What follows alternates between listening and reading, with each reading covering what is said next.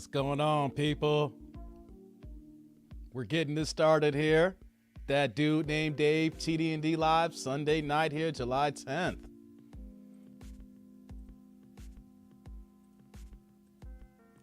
We're getting started here Sunday night. Hey guys, give me a 1 if you guys can hear me. Give me a 2 if you can hear me. Gotta make sure my levels are set here. I see my levels are looking good here, but I gotta make sure y'all can hear me. We're gonna get this started here Sunday night, guys. Let's get it going here. We're gonna get this kicked off here. I don't know if I'm gonna go an hour. Don't know if I'm gonna go 2. Don't know if I'm gonna go 3. We gonna get into it though, guys. Thank you for hopping on for tonight, Sunday, July 10th. It is that dude named Dave, and I'm here at TDND Live. And before we get started here, and before I get to any comments, I have to say I apologize for yesterday. Yesterday was the first day that I didn't drop any content since I've gone hardcore on YouTube on February 7th. So I finally had a day off. But you want to know something? It was not a day off because your boy has a full-time job. He has a career. And I literally thought that with me being on call this weekend, covering for one of my coworkers, that I would be able to live stream at 6 p.m. yesterday. I was online at 7 a.m. doing my work, thinking I'd be done by 12, 1 o'clock. Hey, if you guys work in IT, you work in DevOps and you're doing deployments and you're working on, you're doing changes, only in a perfect world that you can say, hey, I can do all these other items and then hopefully I can do my passion project, which is a job now at YouTube here. So next thing you know, your boy was 2 hours delayed, 3 hours delayed. And I was saying, hey, you know what though? This 6 p.m. live stream's not gonna work. So I moved to 7. Then I said, hey, this ain't gonna work. So I moved it to 8. Then I was like, hey, I might be done by 8 o'clock. Let's move it to 9. So I literally had a live stream scheduled for 9 p.m. yesterday. And by the time I got done, I worked from 7 to 8. 7 a.m. to 8 p.m. yesterday. And you want to know something? I haven't had a day off in 16 days at my regular job. And then I'm coming every day on YouTube. So that's why this week you saw a gang, you saw more live streams and less reaction videos. So I say all this to say, I apologize. I thought I was gonna be on yesterday. So yesterday's show is today's show. So, but I guess we got to start a new streak again. I was going every day, hardcore, live streaming, dropping reaction videos, or sometimes 2 and 3 videos. But you know what, those streaks are meant to be broken. So we're starting a new streak starting today here. So as I say out here, thank you for everybody hopping on here for my live stream here. I really appreciate you guys been rocking with me from day one here. And to be honest, I was dead dog tired last night. I also have to work again today. I got done working like 4 or 5 hours ago. And I went to the store, then I came back and said, how in the hell am I going to do this live stream? But you know what though? Y'all don't care. Y'all trying to get this entertainment. Y'all trying to get y'all viewing going on. Know why I say that? Because when I was trying to get on my YouTube game here, my favorite content creators wasn't dropping no heat this weekend. July, it's summertime, we see the sun outside, and I'm like, man, I'm not even seeing my favorite content creators. So you know what though? As I've gone so hard after 5 months here, it feels weird to take a day off. So I can't let the people down. I can't come hard, come every day, and the next, I don't show up no more. Y'all demand more from your boy. Like Drake said, y'all demand more from the kid. All right, so that's why I wasn't on yesterday. That's why you didn't see any reaction videos yesterday or many reaction videos this week, because I just been grinding at my job. It's been a lot of hours. My boss is out of town. We're short staffed. We're fine trying to get up to speed here. It's a shortage in the work market right now, even for jobs like mine that's actually paying. Like, we actually had someone we gave an offer to like 3 or 4 months ago. And I will say this here, it was a 6-figure salary. Dude walked away from it. He was like, I'm good. I'm getting more money else over here. I'm like, dang. So that's why I wasn't here yesterday. That's why yesterday was the first day off. But that's all right, though. We start the new streak, and we coming on here. We got some stuff to talk about here. So let's get in. Let me get some of these comments here. We're going to get into it on this Sunday night. I know some of y'all probably got to get up early for work in the morning. You know, I'm doing a prime time slot. You know, I'm doing these live streams during kind of like a midday slot here. But I just needed a few hours, guys. You can see all the grays in my hair. I got more grays now than I did before I started this YouTube channel. They coming in, they popping because I'm just literally burning on both ends right now. But you know what, though? I wouldn't turn it in for the world, guys. I love this shit. So let's get into it here, y'all. Let me get some of these chats here. Let's see here. We got Ash here coming in early, man. You came in before I started my live stream here. Yes, my favorite YouTuber was doing the live that captured this very delicious moment. This is my favorite one. LMFAO. Pure Delusion was always so entertaining. That's what's up, man. Gary's in the house saying, Dave, you got to be kidding. I don't kid, bro. When you know I'm kidding, you know I'm kidding. What's up here, LG? Boogie Boys, you ain't fresh. Oh, let's see here. Who we got else here? Peace, that dude named Dave. Peace to all. What's going on, Wash Gamer? I'm glad you showed up, man. Thank you. We're going to get this show started in a second here. Servant. Hey, Dave. Hey, my man. How you doing, man? It's been a second. I know you joined some live streams, man, but glad you're back on tonight, man. We got Ellis here. Dwayne Wade's wife, Gabrielle Union, spent $10,000 to $20,000 on strip clubs without Heath Ledger's knowledge. I've seen that. That wasn't recent. That was about like a few months ago. I remember there was some articles about her, you know, making it rain and stuff like that, you know. So it don't surprise me, you know. They living in Miami. They got multiple homes, but they in the strip club culture in Florida as well as the South here. So, oh man, you know what though? I need to do a show on Dwayne Wade and Gabrielle Union because I've been having conversations outside of YouTube about them. And I will say this here. It pains me to see a Chicago legend that is extra simping. You know what though? He could be alpha red pill on the basketball court, but when he's at home, that man is blue pill. We're going to have to do a show on him. Hey, Z, what's going on? Sunday Tribe. Yeah, we Sunday night doing this, man. Thank you, Z, for hopping on. Yo, we got an anonymous in the house, man. She deserves a ring from a box at Cracker Jacks. Yes. So I'm finally getting caught up in these chats here, so you guys can hear me. Okay, you got a 1 from Z. We got a 1 from Jason. We got a 1 from Wash, and we got a 1 from Anonymous. So I've been talking these last few minutes here, so you guys can hear me. Dope. Let me know if I need to raise my volume up. Let me know my levels. My settings, you know. I haven't changed anything. I actually have to unplug some devices so I can kill all the quirkiness that's going on. I actually unplugged my camera switcher because for some reason, even though I'm not using multiple cameras, I have a camera switcher, and my A10 Mini Pro, which is what I have here, for some reason, StreamYard like to think that this is a mixer. So that's why I had a lot of audio issues because for some reason, my mixer would do some kooky or the laptop would, and then it'll automatically default to the camera switcher. So that's what we got here. So let me get some more of these chats here. Man, y'all coming in here. Check this out. I got the first super chat of the night, man. Shout out to Ellis. $50, man. Oh, did you put this twice in here, Ellis? Yo, Dwayne Wade's wife, Gary Union, spent $10,000 to $20,000 strip clubs. He without legend. Okay, I read that earlier. So you dropped that twice here. Hey, thanks, bro, for the $50 super chat right out the gate.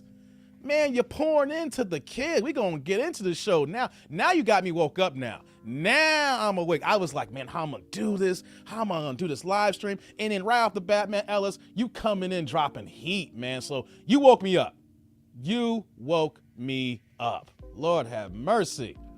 Hey, Nancy, my favorite moderator. How you doing? Hey, Dave and Tribe. Appreciate you. Got your emails. I saw the one you sent me, the last one there. That was a crazy one here. I haven't got a chance to go through every one of them because I've been working this week. But thank you, Nancy. My favorite mod. I mean, all my mods are great. Don't take this the wrong way. Nancy just goes above and beyond, you know? So, you know, not trying to throw shade on y'all like Daniel and everybody else. Y'all doing y'all jobs. But Nancy, she just goes a little bit extra here. So thanks for coming in, Nancy. I love rocking with you. Eric's got a 1.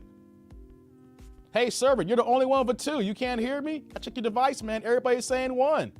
Look at this here. 1. Let's do 3. Okay, man. Z's like, damn, Ellis, that's supporting the tribe. Hey, y'all poured into the kid. That way that when I go out of town, it's not gonna be no days off because, like I said, the new equipment is coming. That's why I had the short reaction video on Friday. I did a Pearly, it's Pearly things reaction video, and I didn't do anything else because your boy was out in these streets shopping for new equipment, mixers, mics, mini cameras for when I'm on the strip in Vegas, where I'm gonna be in New York, you know, coming up here. So just know that this money's not going in vain, not only because you support me and you like the show, but it's being reinvested so I can give you a better show. So stay tuned, new stuff is coming. Thank you very much. Casanova says, Montgomery, Alabama, check it in. That's right. A vacation? You can call that day a vacation, I guess, man, Eric. Let's see here. Z's like, it's all good, Dave. Still rookie of the year. Hey, man, I'm still coming for the rookie of the year. Matter of fact, thanks for saying that, Z. Before we start the show off here, let's do this here. Oh, we got to bring the belt out to start the show. Let's get to these first chats before we get it going here. Y'all know y'all want the championship belt. Oh, my God. Oh, boy. Here we go here. Let me get to some more of these chats here. That's right, Nancy. Let's get this going here. Smash the like button, subscribe, share, and then select click off for those notifications. Hey, even if you can't do the supers, like my man Ellis here, you click that like button, that helps the algorithm. That helps your boy out, you know? And while we're on likes here, I gotta get this off my chest. You wanna know something? As this channel's growing, as y'all supporting me and y'all coming every day when I'm here, and it's great. You wanna know something though? Put this belt down. Like I said, this belt's heavy, y'all. Y'all just don't know. This belt is heavy for the championship belt. The haters are coming out. The haters are coming out. I'm getting emails and comments about a whole bunch of nothing. And you wanna know, maybe like 4 months ago, I would have felt a certain type of way.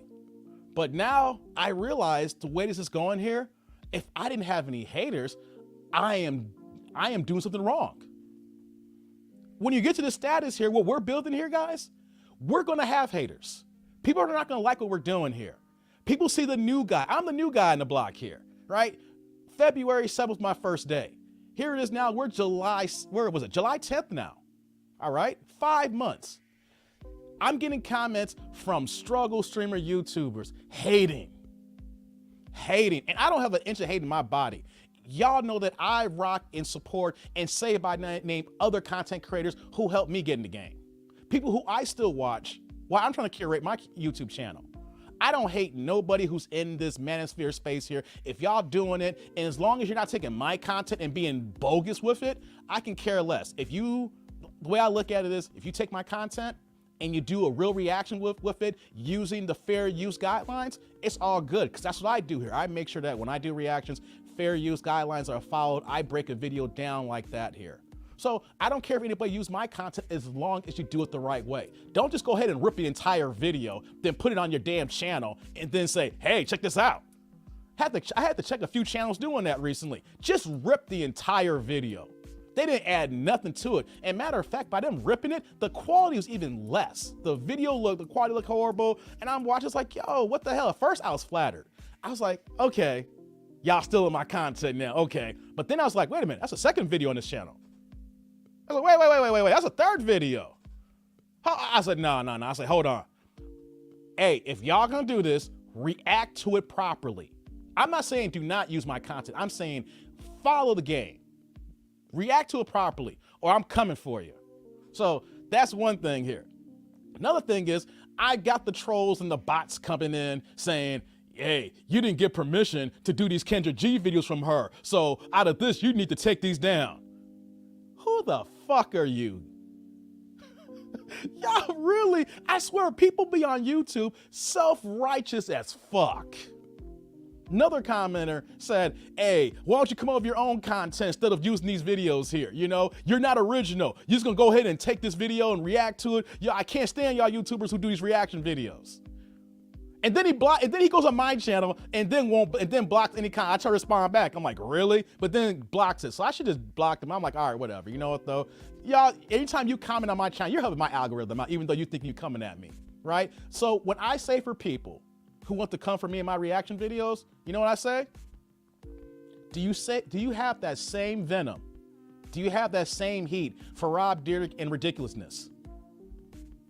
I need you guys to think about this for a second, guys, before we get started here. Ridiculousness has been on the air from MTV2 for almost 20 years. What is that show? It's him with a Chanel West Coast and a Stilo, and then whatever guest they have laughing at videos on the internet for a half hour. They're not even adding any commentary. Like, they'll announce the video, he'll have like a joke, they'll play the clip, and then they'll go on. Like they'll just literally just say a few words and laugh and keep it going here. So for anybody who has heat for reaction videos channels like myself or anybody else, I want to see you go ahead at MTV. That's one example. Know who I got here too? If you have that same problem with reaction videos, you have a problem with Deezus and Mero. Do people in my tribe love Deezus and Mero? I love the shit out of Deezus and Mero. When they first got their show, when they was on Vice, what was that? 15 to 20 minutes of reaction videos, about 5 minutes of an interview, and then the show ends. Or depending on the type of show, they might have a word in the street. Now on Showtime, they do about 10 minutes worth of reactions, about another like a segment in the middle, then they do an interview, and then they close their show out. So for the self-righteous fucks who want to come at me and other content creators about reaction videos, then I want you guys to do the same thing for Showtime, for MTV, for VH1, all these other channels that actually has professional reaction video shows. Because y'all come at YouTubers and I'm like, yo, who the fuck are you? And then I do a dive and I see, oh, you got a YouTube channel. Your ass is struggling. You've been on YouTube since 2015 and your ass got 80,000 views. I get it.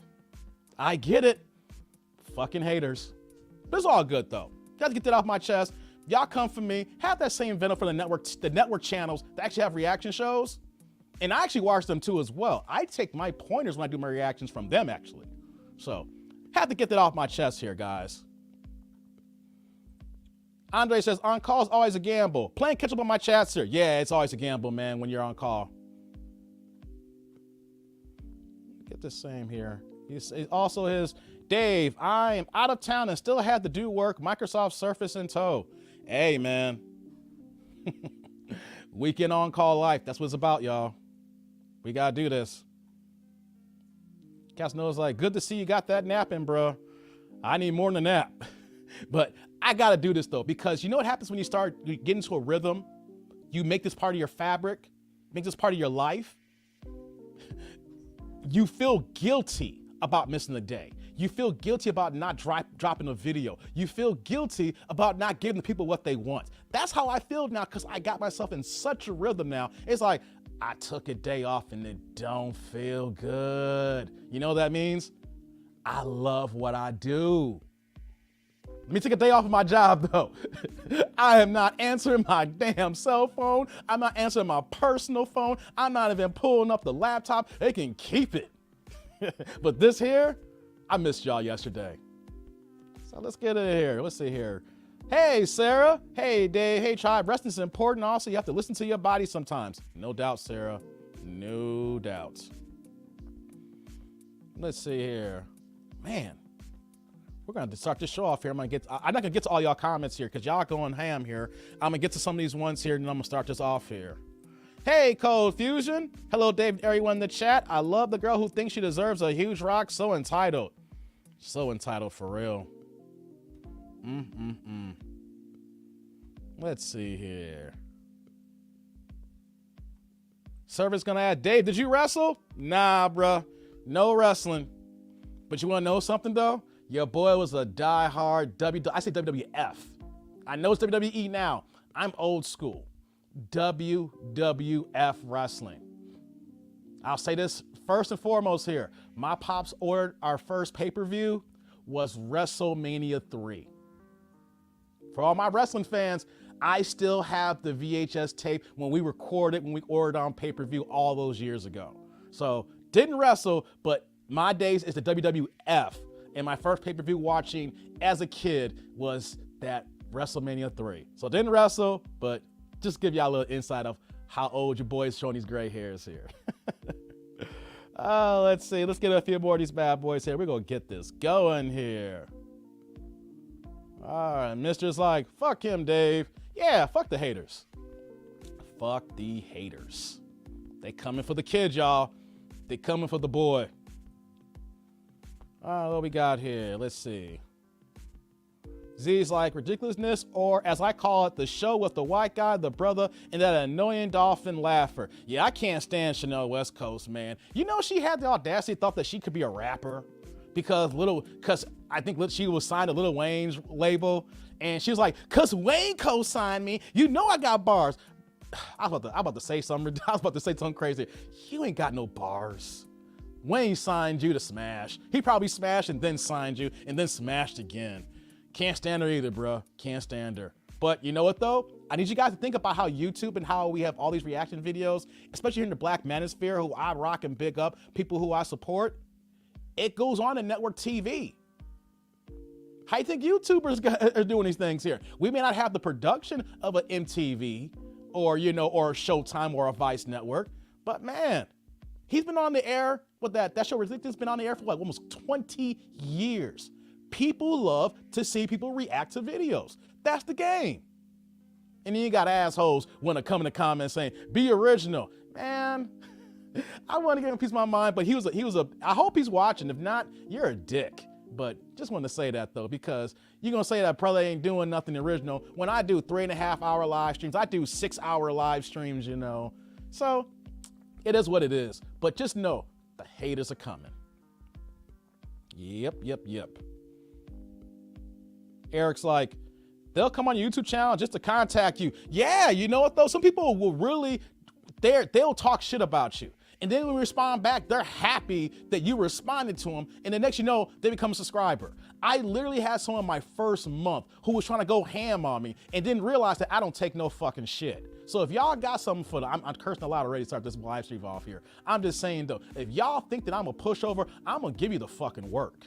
You know what I'm saying? I have a tolerance level that's down to here. And you wanna know something? I gave this dude the business for like 3 days.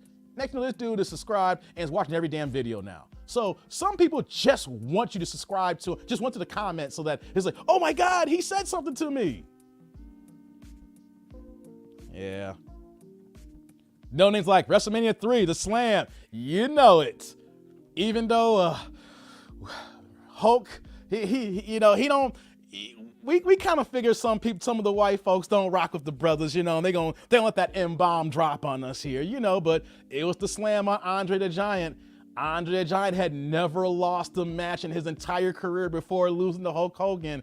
Hey man, don't make me turn. I can't do this now. You're gonna make me turn to a wrestling stream here, and I can't do that for everybody here who came for the $200,000 engagement ring bullshit. So I can't do that right now. Maybe there's a couple ideas here that I got here. We'll do some late night streams, and we'll have like a small crew come up. We'll talk some boxing. We'll do some wrestling, some other stuff like that, y'all. Yes.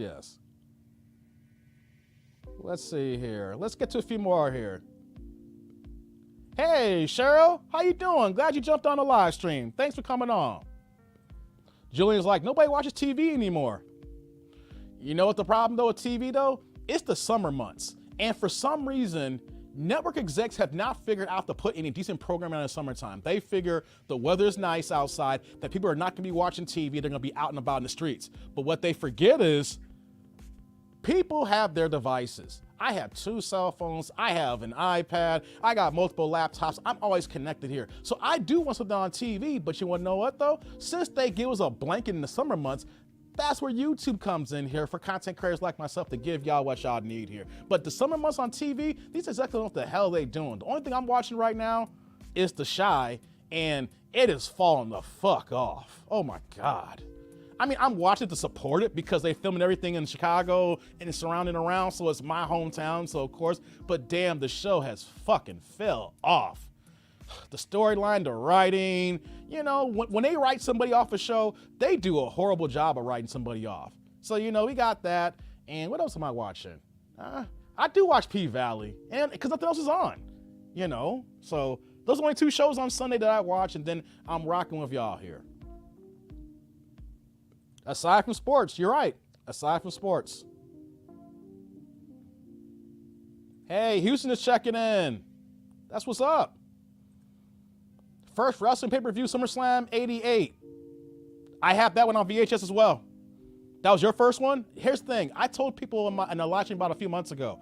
I have still at my mom. Well, my father's passed away, so it's my mom's house. I always say my parents. You know, I still use that term because I still think my pop's still here with me. But in a box in the basement, I have all the pay-per-views that my pops ordered for me as a diehard wrestling fan. WrestleMania 3, 4, 5, and 6 on VHS cassette. The first SummerSlams, that one in 88 up until like 94. The first Survivor Series, I got the first like 3 or 4 on VHS tape, and they still work. They're still good. Survivor Series, SummerSlam, WrestleMania, and the first 5 Royal Rumbles. Yeah. They in the basement at my mom's house. I go, that was my itch back in the day, y'all. What we got here? Hey, what's going on here? Dave said, new content creators making legacy media creators nervous and requiring they step up their game. Hey, that's what we're doing here, y'all, on YouTube. YouTube's open up the platform for me and everybody else to come and say, hey, we're gonna give you some time to kill because network TV ain't giving y'all what y'all want here. That is so true. Antoine's like, are you a Bears fan, Dave? I'm a Chicago fan. I'm a Chicago fan. The days of me and diehard Chicago sports is over. I killed that about a year and a half ago. I'm sick. I mean, the Bulls are on the right track now because we finally hired a decent front office, but the Bears, as long as we have the McCaskies around, it is what it is. I mean, I do see one good thing, though, because they're going to be moving from Soldier Field in about like 4 or 5 years. They're not going to be in downtown Chicago no more, y'all, off Lakeshore. They're moving to the suburbs of Arlington Heights. It's not official, but they bought all that land in Arlington Heights. They rejected the idea of the dome they're trying to put on Soldier Field, which I do not get over 20 years ago when they renovated Soldier Field. Why did not include the budget a dome in the first place? You did all these renovations to Soldier Field when it's right on the goddamn lake and it's fucking cold no matter what. The last time I went to Soldier Field was for Battle of the Bands before football season starts. You know, they have the black colleges come out here. I think it was Arkansas Pine Bluff. I forgot who they were playing. Now, it was an 80-degree day.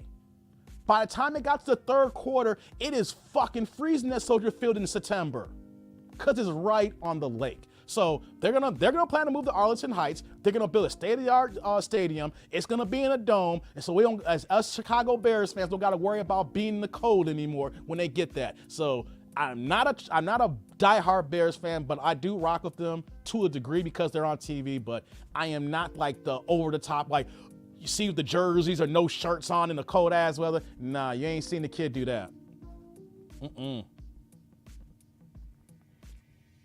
So let's get into it, guys. Let's get to the show here, guys. I gave y'all a little long stroke here. Well, we're gonna get it on here. Roll call. City, state, area code. Let me know where y'all coming from. I want to see that. And I want to do an update from a show that I had earlier this week. Because it's been a big story. Big story, y'all. Let's do this here. Y'all know what the story is. I'm going to talk about this for like about 10, 15 minutes here. Maybe shorter, but I want to follow up on it. Brittany Griner. Brittany. Why am I coming back to Brittany? Why am I coming back to Miss Brittany? You know why, guys? I think that I am the only YouTuber, because I've been looking for it, sir. If I did, of course, YouTube's so huge, the landscape is huge. I am the only YouTuber that brought up a topic regarding her case, and I don't see anybody talking about it. Then I went scouring the internet, and I found an article that touched on what I was bringing up here, but you know where it come from? It wasn't true mainstream media. It came from Forbes and Yahoo Finance. Not the Yahoo main page or sports, but Yahoo Finance and Forbes, which means that this part of the story is being buried. because no one wants to talk about this because it would make women in the WNBA who play overseas have to have a discussion about this here. And then it'll be a national discussion to talk about this here. And what is that? How in the hell can these leagues in Europe, in Russia, overseas, these countries can afford to pay WNBA players millions of dollars? But the WNBA, as we broke down how they're not making any money, the NBA is subsidizing them to the tune of a minimum of $10 million every year for the last 12 years at minimum, who are paying their players like Brittany Griner $200,000. If you're a rookie, you're making $47,000. The gender pay gap between women and men ball players. So the WNBA is basically came out and we see the results, we see the stats, we see the results of the numbers. No one goes to the games. Only the 3 original teams of the WNBA are still around before they have changed over new teams, new cities, things of that nature, right? They're not even playing in NBA gyms anymore because no one's coming to the damn games. Some of these cities have relocated to college stadiums or to like the offshoot stadiums that may use piggyback gyms, things of that nature. Like I know for Chicago, the Chicago Sky, they play at DePaul University. Either there or the Wintrust Arena. So how in the hell that we're seeing in America where that most of the money being made in sports, the top sports is coming to the States here, right? Way we organize, the way we advertise, the way that it's big business. It's no longer just about sports anymore in America. It's a business first, then it's a sports section second. So how in the hell can Brittany Griner for the last 7 years make millions of dollars in Russia when those gyms are empty as sin? Those gyms do not even compare to the high school gyms here in the southwest suburbs, y'all. Go on YouTube and pull up some professional games. And you look at those stadiums and you're like, okay, man, they're okay, but wait a minute, she's making $1 million? She's making $1 million? And there's only like, what, 800 people at this game? There's 1,000 at that game? There's 2,000 at that game? Wait, where are the box seats? Where are the licenses? Where is the courtside seats, right? Where's the for the food, you know, like where they're making their money at? The TV rights deals, all that stuff. It doesn't add up. So you know what I said? I said for years, when I didn't have no one to talk about this here, I wasn't on YouTube. And I said, there's some money laundering going on that no one's talking about. How is it that they can pay these women this amount of money, house them in the top housing when they're over there? They don't gotta pay for it. They don't pay for their food. They don't pay no transportation. They're just living it up when they go. Brittany Griner goes to Russia. She don't come out of her own pocket. She comes home with a check for the last 7 years. But the gyms are empty.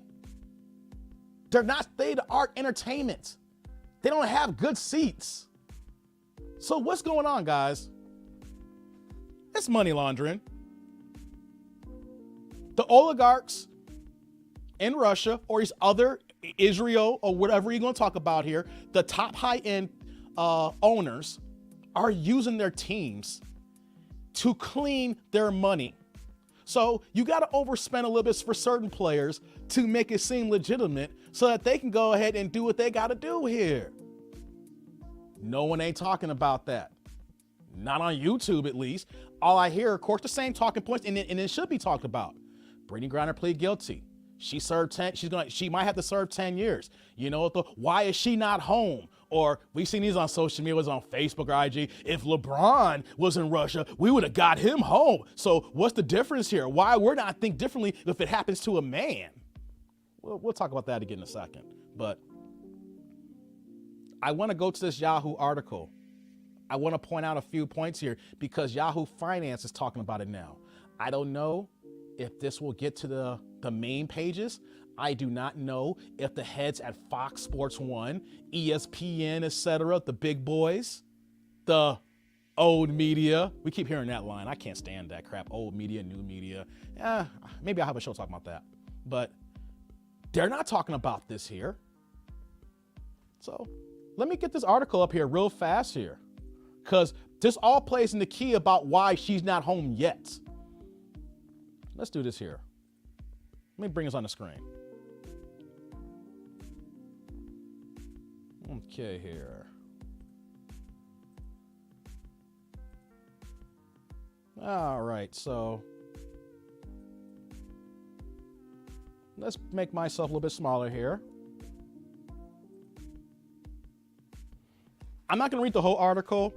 I just want to bring out a few points here.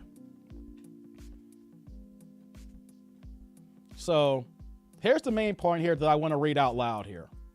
Russian authorities detain Griner, a 7-time WNBA All-Star for the Phoenix Mercury and an NCAA champion at Baylor University, at Moscow's airport in February after claiming to find 2 vape cartridges containing hashish oil in her carry-on luggage. Griner's complicated detention has prompted worries that her high-profile status as an American athlete has made her a political pawn as tensions escalate between the U.S. and Russia. Well, I'm bringing this up because she is a political pawn. It's not an if. It's not a maybe. It is. She is a political pawn. Someone who has won championships in Russia. Someone who was celebrated in Russia and is now being detained on this here. She is being used, no matter how much joy that she has made it brought into the Russian government for her play. And remember how happy they may have been with her playing for their team. She is a pawn. Let me, let's see, pull this up here. Here's what I want to bring up here. The WNBA Players Association did not respond to Fortune's request for a comment. A spokesperson for the WNBA was not immediately available for Friday. Griner reportedly makes $1 million a year overseas playing for UMMC Eckenberg in the Russian Premier League. For the Mercury, her salary was $221,450 for the 21-22 season, making her one of the WNBA's highest paid players. The league's average salary is $120,600, and the top WNBA salary is $228,000, while the average salary in the NBA exceeds $7 million. Where it gets complicated is, though, is there is no evidence that Russian Premier League basketball is remotely as possible as the WNBA. That's one point. Let me find this other point here that I'm looking here. Sorry, I missed it. I had to refresh my screen here. Here's another part here I want to read out here. Leading up to her guilty plea, Griner publicly pressured American President Joe Biden to intervene in a letter sent through her representatives. Her next court hearing is scheduled for July 14th, which is this week here, guys. And Griner's legal team said that they expect the trial to conclude at the beginning of August. Oops. And I want to bring out one more part here, guys. Let me bring it up here. All right, hold on. I think they updated the article. All right. Now, let me put this part here too as well. I'm going to read this, and then I'm going to get into my little dialogue here. BG will wholeheartedly love to not go overseas. She said she has only had one Thanksgiving in the States in 9 years since she has been pro, and she misses all that stuff. Just because you can't make enough money in the WNBA like to sustain her life. Now, here's where it gets interesting, guys. Pay in the WNBA is lower than NBA probably because the season is much shorter. They played 36 games compared to 82 NBA games. The NBA is projecting $10 billion in revenue this season, according to Commissioner Adam Silver, though the WNBA generates $60 million in revenue annually. This offseason, 70 WNBA players went abroad. That's down from 89 players who went overseas during the 2017-28 season of the 144 players. Now, here's what I want to get at here. Dang it, my highlight here. In 2016, ESPN's Kate Fagan visited Griner and Taurasi in Russia and observed near-empty arenas, cheap tickets, and an apparent lack of any significant culture around watching women's basketball as signs that suspicious funds were bankrolling Russian teams. The LA Times reported the late founder of Spartak, I'm not even gonna try to pronounce his name, appeared to make little money off the franchise that recruited Americans like Bird and Taurasi. No one even bothered to sell game tickets, he told the newspaper. But the players in a gated house gave them money to dine at the best restaurants and sent them on vacations.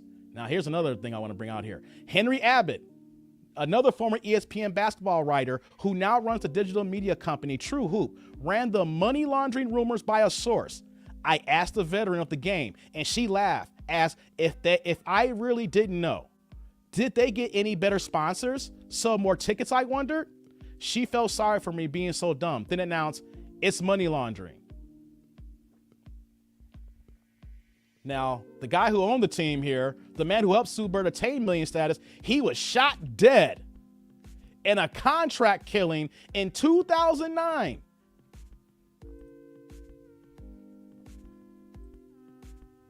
Let me bring myself back up, guys. Sue Bird, she's gonna be in the Hall of Fame for women's basketball. Her former owner was shot dead in 2009 in the streets. I'm gonna get to some of these comments. I'm about to play catch up here, but what would happen in the States if an NBA owner, well, they don't call them owners no more, they call them governors now, because they felt a certain type of way because we have so many black players in the league, and last thing we need is having 29 white owners talking to these players like they own them. So they wanted to change the vernacular, the vocabulary. But what would happen if we heard, like in my hometown here, if Jerry Reinsdorf was deleted? It's crazy, y'all. It is crazy. Hey, while I'm getting to the subject here, I got someone who joined my chat here. I'm gonna get to some of y'all chats here, but someone actually chipped in here. I got one of my best friends. Y'all know who he is. It is man, Mikey. Dude, look, man, I'm sorry I'm AWOL, right? I'm sorry I'm AWOL, bro, but trying to get some stuff done, man. Can you hear me though? Yeah, you're breaking up a little bit, man. Can you hear me? Got a little bit of bad connection here, but I can hear you. Can you hear me? Yeah, I have to go get my Wi-Fi. Oh, your sound went out. So what's up, dude? Your sound's going in and out. Asian internet, bro. Sorry, bro. Man, y'all got stuff Asian up. internet. Y'all need to get y'all 4G, 5G going, man. Hold on. Let me make sure I'm on my. I'm in. All right, can you hear me now? I can hear you now. All right, good. All right, I'm back on my Wi-Fi. So. Okay. I was talking about Brittany Griner doing an update, but first of all, hey, glad you made it safely to the Philippines, man. I know, dude. I know, man. It's fucking beautiful. Business class all the way was fucking awesome. That's dope, man. Flied in, you got in safe, man. So good to see you there, man. So you're on your channel real fast. You're gonna be showcasing a lot of things, right? These next month. The next few days, yeah, we're gonna. I'm gonna show some walking videos and stuff like that, and so for some of the fellas out there want to see some street stuff, we'll show you guys some of that, some bar stuff. We'll show some stuff. It's cool though, man. I'm just about to go grab some coffee, get something to eat. Just want to stop by, show some respect. Just want to say what's up. Brittany Griner should stay in jail. I want to do a follow-up on that because, Mikey, nobody is talking about the bigger play of what the women are fighting for. They shouldn't be fighting for more money. We've debunked the gender pay between NBA players and WNBA players. It's not even a true discussion anymore, right? The NBA subsidized the league. They make $60 million. The league is covering another $10 million to stay afloat. They paid over $120 million in the last 12 years alone just to keep the lights on. Yeah, they're investing for hopefully that there's a turnover that all of a sudden there's going to have the U.S. soccer effect. But then we all know that project study to happen with the U.S. soccer when they won the world's the whatever it is back in the days. Then they even tried to open up a league and eventually it got shuttered down. So they're hoping that there's going to be a turn and stuff. But women don't watch sports. Women watch sports to look at man's asses, not women's asses. So people need to understand that, and then they want us men all of a sudden to pick up the cause and watch their stuff. We're not going to do that. I'll watch some professional volleyball because there's a good views that happens from the rear. That's what's going to happen. But women's basketball, listen, man, we're not even going to go with appearances and stuff like that on certain things. But my thing is that what's pleasurable about watching women's sports? Nothing. Not for me. And I'm a diehard basketball fan. Like, I can spit stats with the best of them, and I cannot recite 10 current players right now. You know, that's a hard thing when a person who is diehard basketball cannot recite 10. You know, here's another thing too. The All-Star game was today. Guess what time it came on? At noon on a Sunday. The All-Star game should be prime time TV on the weekend. You know, when you talk about baseball, they have the home run derby and next off Tuesday nights, I think, of the All-Star game where they have their midsummer classic, right? Hockey, same thing at night. The NBA All-Star game, Sunday night. Anything during the day is the luncheons and like the little dinky stuff like that. The fact that you have your All-Star game at 12 noon, it's not a good look. But the point that I'm bringing out here, Mikey, is these women are going to need to answer the fact that you're going overseas playing for owners involved in extracurricular, dirty, illegal activities. Especially in Russia. Now, no one's going to be going to Russia no time soon now, but these leagues have owners who don't make money. They don't make any money. They have empty gyms. They don't promote. So, but they're getting paid millions. How, Sway? How? Well, it's plain and simple. It's funny how like they expect if this stuff ever happened where men were playing like this, they're gonna be like, hey, you need to check yourself and don't do that because that's messing up people's lives. But as long as they're getting the bag, they're not gonna like where the bag's coming from. That's the thing. Yep. It's like they want to get paid the money because they think that there's people out there. Because that's the thing. Also, a lot of these professional women's basketball players is like, I get paid this much in Russia, and so if they can pay me, then America can pay me. No, you have to understand is the idea of how the money was actually made. In America, they need to make the money to be able to pay you. So you need to know how to what you bring into the table, ladies. I hate it to say it, but what you bring to the table is going to determine your worth. Okay, it works the same thing in relationships. Now, in Russia, you get paid high money because guess what? Because they're using you to be able to hide the money and shell it out and redistribute it, and to be able, just like how when they buy their yachts and all that stuff, that's what they're doing. So it's like these women need to understand they're treating you like hoes anyways. They just using for the purpose of being able to hide their money. And some women don't even understand that the 304 women that men spend on you, they're spending money on you because they need to be able to cash out some of the money so they pay less in taxes. So they're willing to shell money and you take you on vacations, but they treat for those girls like 304, you guys get treated like a business transaction, like a tax write-off.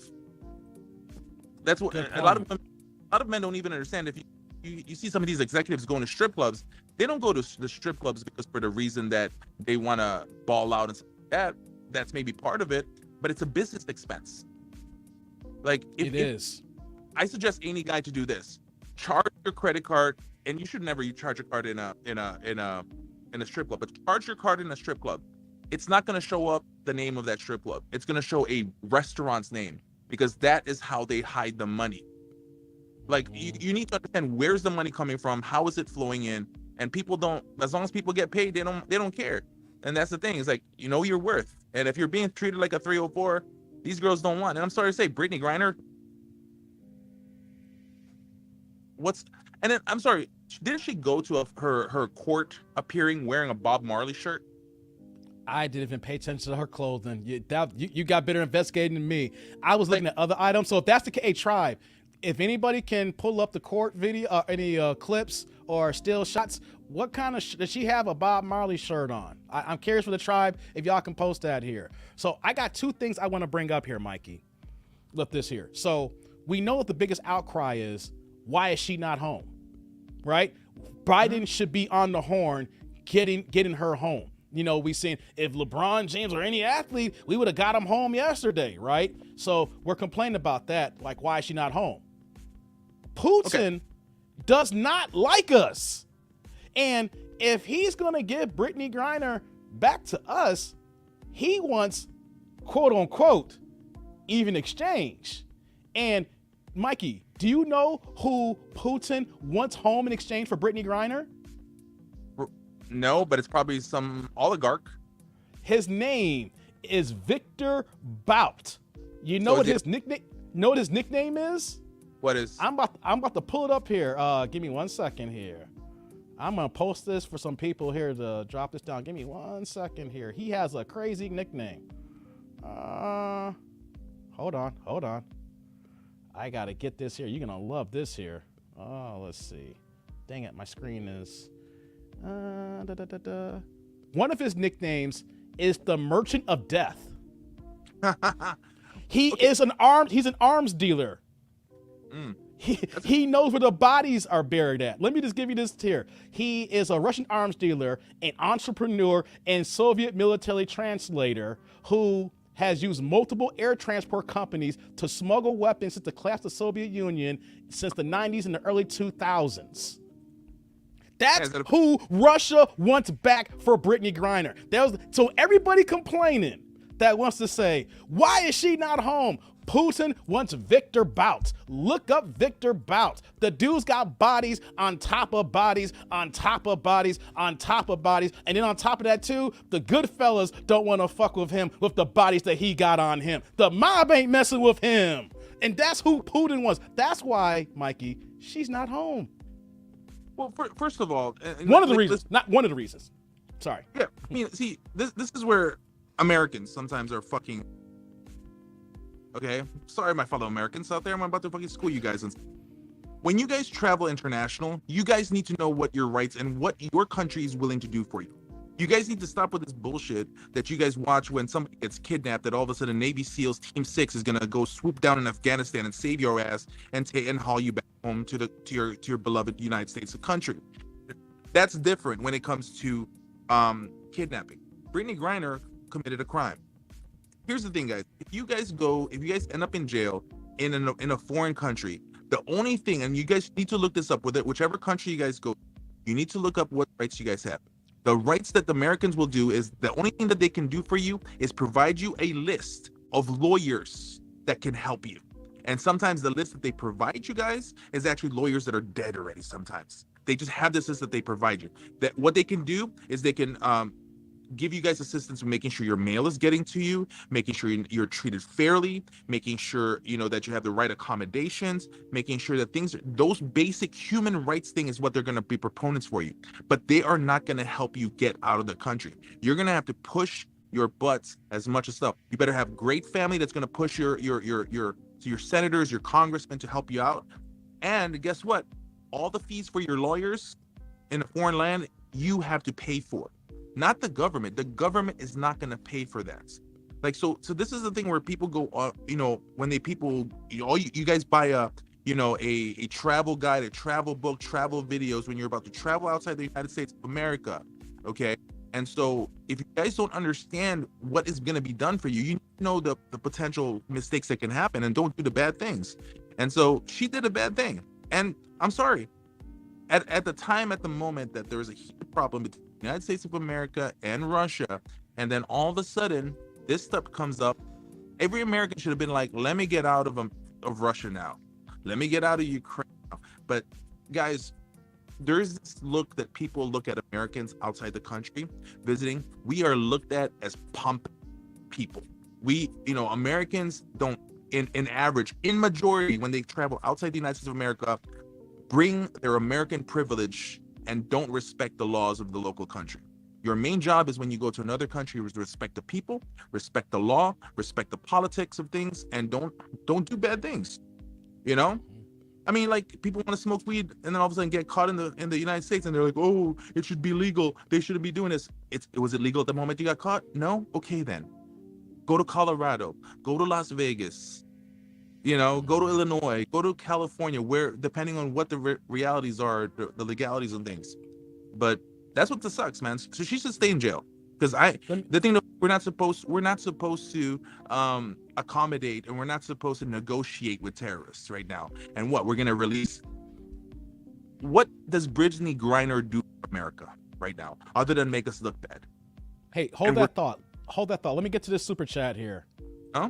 Insurance agent with a $9 super chat. Support from Milwaukee, Wisconsin. Mind posting that Brittany Yahoo article in the chat. I don't see it in my Google search. Keep up the great work. I just posted that in the chat here. And see, insurance agent, you see why I'm doing this Brittany Griner again? Because no one is talking about this key point that you couldn't even find in search. It is in Yahoo Finance, but they piggyback off Forbes to get this article, to get the information here. So a bigger play that nobody wants to talk about here with that. And the point that I want to piggyback what you're saying here, she is guilty. It doesn't matter if she had residue of the vape cartridge, right? I don't care what you guys were going to say. I don't care what the fembots are going to say. I don't care what any woman's going to say who's a supporter of Brittany Griner. The point is that you are not in America. You can just have just a little bit of scrapes of that illegal substance. They find on you, cancel Christmas. You're guilty. It's not America where that they'll say, oh, you have just a little bit of amounts. Okay, then you get yourself a good lawyer. Well, you got to pay a court cost. You got to pay your lawyer costs. Then, you pay a fine. You make it out, depending on the situation, courts of division. And then you keep it moving. Bro. But yeah, you got to move. I see. Here, really fast, bro. What's up? I'm on my king chair right now. So no one's talking about this. You got to go. No one goes on Yahoo Finance unless you're a money guy. You know what I'm saying? They posted this on the most obscure part of Yahoo's site.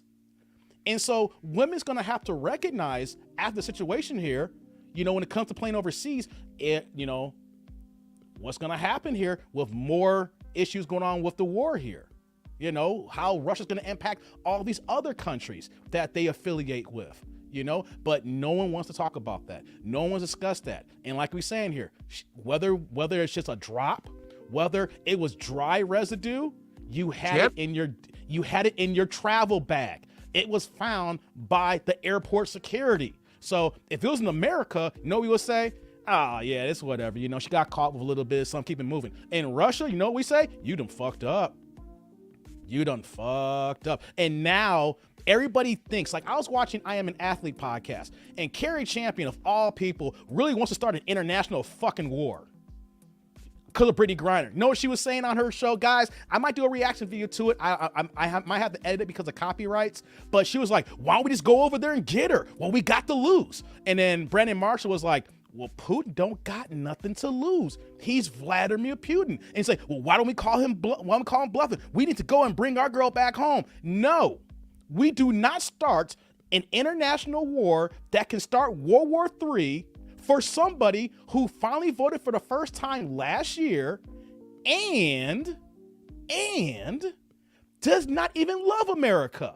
She has been on her high horse up until recently, where that she has denounced the America. She has denounced everything about us. Oh, and I'm sorry to say, hold on a second, right? I mean, this may be looked at as a bad thing, but didn't she fucking kneel? I do not remember. Maybe. What? I'm not worried about the kneeling part. The kneeling part, I have no problem with, right? Yes. I have a problem with denouncing of the United States. Outside of that here. I get it. I understand that. But there's a strong portion of Americans who believe that kneeling is a bad thing. I get True. The aspect there, but there's a good amount of men and women who serves in the military who's supposed to go out there and get her. And especially also understanding your constituents, understanding your congressmen, your congresswomen, your senators. Who are her senators? Where's she from? Are they going to support the fact of what she did? This is where sometimes, if you're trying to be fucking political and this shit happens to you, you better understand how that works, because what side of the spectrum you are in political stuff is what's also going to help you. And she doesn't look good to a good portion amount of the guys that are going to try to get her out of there. And it doesn't matter. It doesn't matter if you're a liberal or conservative. I have a problem where that you go so ham against our country, but then when the shit hits the fan, you need our country to bail your ass out. You see, yep. I can understand having gripes about certain things, but the way that she went about it, it was to the point where that the way that she spoke about America was like, hey, you don't want to be here. I can have my issues. I can complain because I vote. I can talk about my politicians and the promises that they didn't keep. The thing that they said they're going to do and not do. She voted for the first time for Biden. Prior to that, everything was you guys can Google search her. She has been denouncing America in all its actions. I can understand being critical, but when you act like to the point where you're a foreigner with your denunciation, that's another thing. And then when it hits the fan, it's like, help me, Biden. I voted for you last year. Now get me out of here. It doesn't work that way. You guilty as sin. You fucked up, and now who the person you've been cursing out, now you want them to help your ass out. You know? Like, I have this thing, right? Like, listen, you can't be more American than voting. All right. I take pride in voting, right? And so for some of these people like who voted for the first time said that they deserve something back. Fuck you. That's my thing. I was like, you have to be voting. How can you complain about politics and never voted or voted once? Like, no one has the right to complain. Like, if I've been voting for so long, I have the right to at least, because I put my foot in, the water and stuff like that. But sometimes some of these people will complain the most about politics. Just ask them, when's the last time you voted? And they're like, oh, I don't vote because I don't believe in it. Then don't talk about politics. This is just. But I just gotta re-emphasize the point, Mikey. People actually expect that us, the United States, the greatest country in the world, with this democracy that we have, the liberal freedoms that we're able to enjoy, all the free smoke, the alcohol, the partying, the late nights, just the whole gyrate we're able to do and everything. But we're supposed to do an even political exchange with Victor Bout. I want to repeat this. Matter of fact, if I say his name enough here, you might not find me, and I might come up empty and missing. You know what I'm saying? Guys, Google Victor Bout. I put it in the chat. B-O-U-T. The dude. If you watch Goodfellas, him and his crew ain't got nothing on. The mob ain't got shit on them. Hey. He's an international killer. Mikey, when they got a problem and says, and Pooja's like, we have to, before he caught a case, he's like, we have a problem. Send Victor. Yeah. That's who Victor is. When you watch those movies, send Victor. Allegedly, I will send my killer over there. You see the James Bond movie, and he has that top guy, and he has the suit. He just like this. Send Victor, and he's like this. That's who Victor Bout is, guys. And we have people here who do not understand the political exchange part. You think that they're really going to exchange and even exchange? No, they're going to 1-up us, 2-up us, 3-up us. Because if they get Victor home, that's a win for Putin. For anybody who has anything to say bad about him, his country be like, look, I brought one of mine home for a drug smuggling American. That's a win for him. If he pulls this off he's gonna with his own people. He's gonna take a king with a pawn. That's literally what's gonna happen. And in the political chess moves and stuff like that, it's one of the dumbest things ever to be able to be done. Look, guys, let her die in prison. Who gives an F? Let her die. She's gonna be in the gulag for like 30 years. Let her go. Right? She can gain some weight a little bit. She can gain some understanding. Maybe she can learn some. Maybe she can get, have some Black Russian or White Russian in her. Whatever she wants. Like who cares? Let her be. It's like, guys, the only reason why this is politicized even more because she's a freaking woman. It's not because of that. She's a WNBA star. She's a woman. Oh, I'm sorry. We're save the women. How many men are still in prison all over the world? We still have the Venezuelan 8 back down there in South America. They're still stuck in prison. They actually produced and gave stuff for the United States of America. There's other Americans all over the world that are in prison, but a woman all of a sudden gets a pass who doesn't even look like a woman. A woman who hates the United States. She gets a pass. Right? Do we hear? She hates it. She from her comments. If you was on the outside looking in, you would say she hates us, and we're Americans. That's why I look at it. My thing is like, look. It's like, why is it that when it gets sent to some places and stuff like that, right? Why is it all of a sudden that we have to create action? I'm so sorry. I'm sorry. That's what, the patriarchy again? That's all of a sudden protect the women again? Oh, I'm so sorry.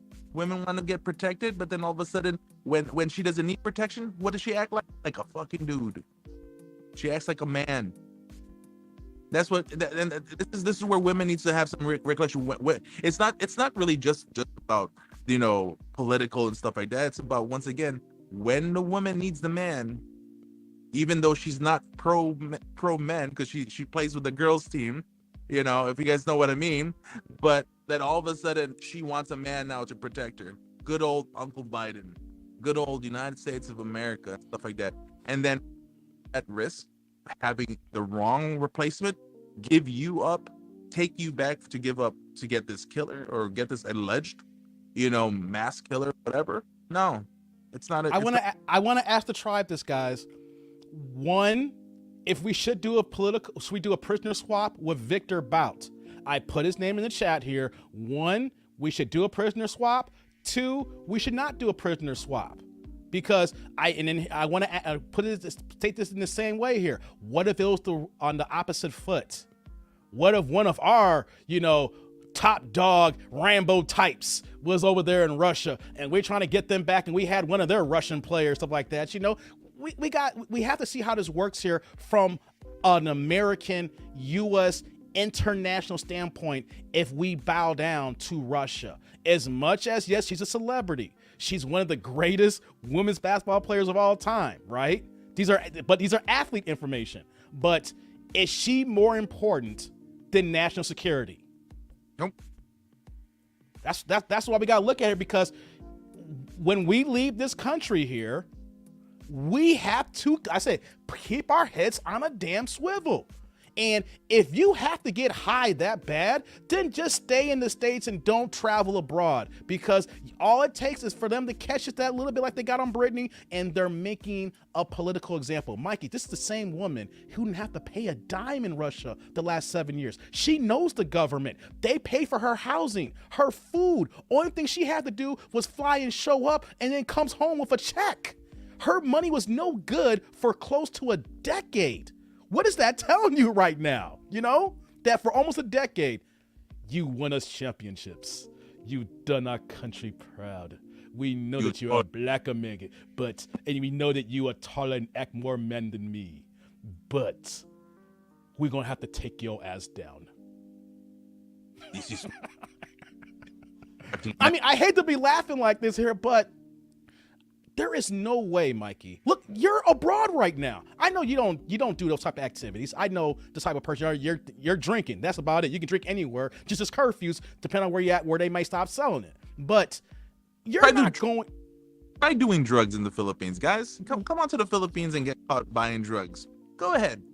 There's this thing called Duterte. Your boy Duterte. Is it, how you say his last name? The President Duterte.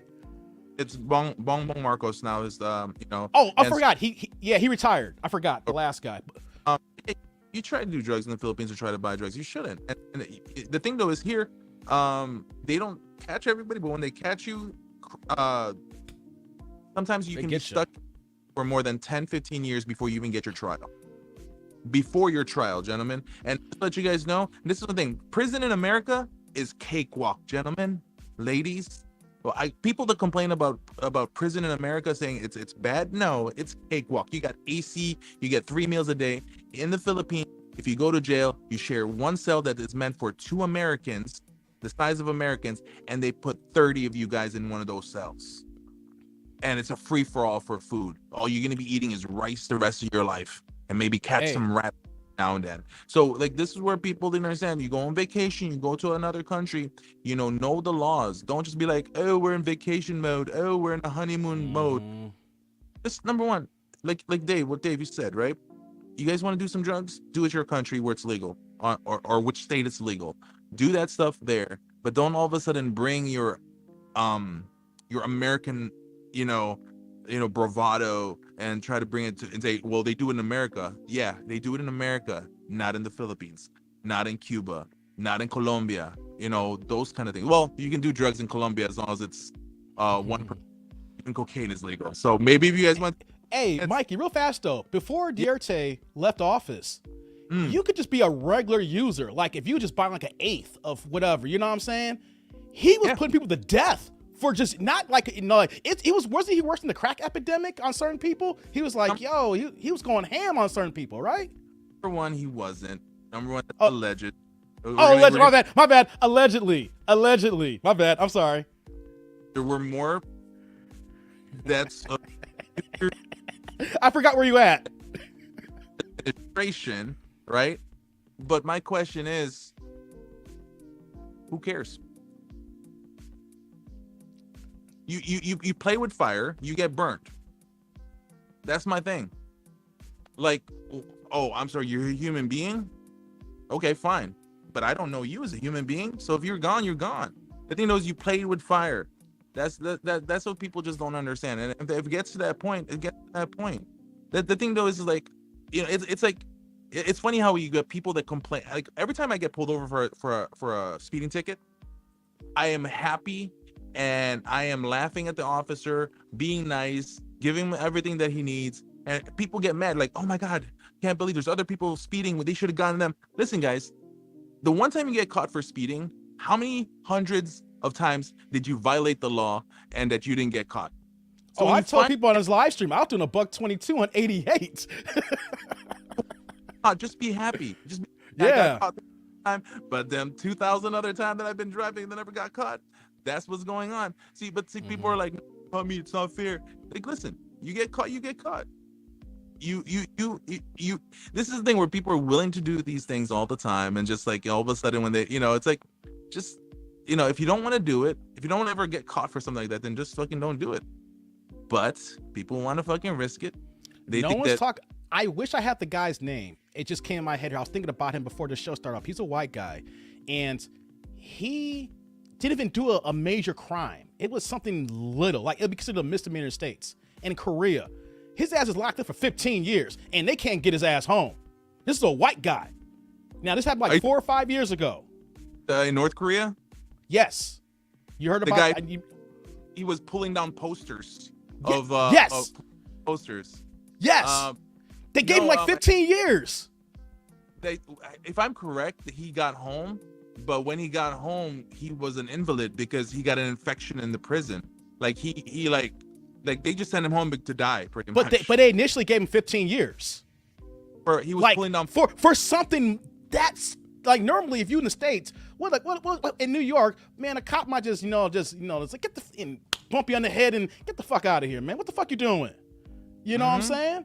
And so, like I said, in Korea, like the dude, they was gonna give him 15 North for Korea. Some damn posters. Korea though, North Korea. I know, but the point I'm bringing though, Mike, is another country, and it's a man, not even a black man, a white guy, right? And the thing is, we're not on this. If you're not on the swivel, and you don't know the laws of the land, they don't care if you're American or not. They don't care how much money you got. They don't care how special you think you are. They don't care how much money you made for them. You're not one of them. You're one of us. And so if you're one of us, you're the enemy. And if we're the enemy, and then they're in war, everybody's their enemy except for their own countrymen who are fighting for the cause, whether though they believe they're fighting on a lie or not. So this is what Putin needs to do. So people who want to fight hard to get her home, I posted the dude's Wikipedia, Victor Bout. I'm going to keep repeating this again. Victor Bout is the only way Brittany comes home. So guys, do your homework and look, they've done miniseries on him. They've done movies on him, okay? They've done, I call it murder porn, when people do these documentaries, stuff like that on this guy here. You can look it up into the Wikipedia I just dropped here. This dude is the person that Brittany is supposed to be swapped with here. And I don't care who it is, right? I don't care what president. Here, I'm going to say something controversial. I'm going to say something very, very controversial, Mike. If Trump was in office, he would have got her home without doing a swap with Victor Bout. And I cannot stand Trump, right? But I will say that all what it would take is Kim Kardashian to go to the White House and talk to Trump, and Trump would have got her black ass back home. All I can say is one thing, right? And I don't even rock with Trump like that. I'm just saying he would have got her home. I get it. How many of you guys out there in the chat right now watching wish Trump was in office right now? Hey guys, I need the chat to answer that question for Mike here. You know, around that time, a lot of you guys in your crypto game, Had your Luna Hold still on in. here. Let me get Cold Fusion ass. I miss a lot of you chats here because me and Mike been talking here for a second. Just to let you know, guys, this is how me and Mike talk before our YouTube popped off here. We be talking like 1, 2 a.m. This is how we be interacting here. So Cold Fusion says, how would have Trump maneuvered that, Dave? Easily. Trump and Putin are cool. And he's got Trump and Putin are tight. Trump would have. Matter of fact, like, listen, Putin, I need some help to look good for the American people. So, no, here's what happened. It wouldn't make headline news. They would have detained her. It would have got out. And then the conversation would have happened between Trump and Putin behind the scenes. So by the time it got public, then Trump would use that as leverage, saying, look, I brought Brittany home. She's a fine American basketball player. And I had to do from Kim Kardashian West. She came to me and said, we have to get her home. And I brought her black ass home. That's what honestly, him and Putin, it wouldn't be no political. Matter of fact, it'd been some back end stuff, but Victor would not have been part of it. Anything, if Victor was, we wouldn't have even heard about it. It would have been so low key. Victor, that's number one. Putin won't be asking for him as a chess move. Exactly. Yeah, exactly. Chess move. We're not going to be Ukraine supporting them. We're going to support them a little bit, but not as much as we are doing right now. So Putin won't be mad at us as much. There won't be as much craze going on. So there's a lot of political moves that could have happened. Like, I get it. Like, a lot of people just don't like Trump for certain things, but I'm sorry to say, in majority stuff, he did good for the country. Hold on. No Name says, any proof? Who did Trump ever get home? Hey, just Google Kim Kardashian and go on the Trump. She got this one woman out of prison, a black. Kim Kardashian got like at least 2 or 3 people out of prison. Trump has pardoned several people who we didn't think would ever be pardoned. Now, I don't even rock with him.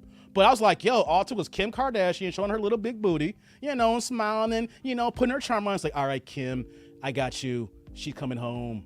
You know what I'm saying? So he is pardoned black people at the expense trying to get black. But you say whatever his objective was, doing the pardon, but he still did it.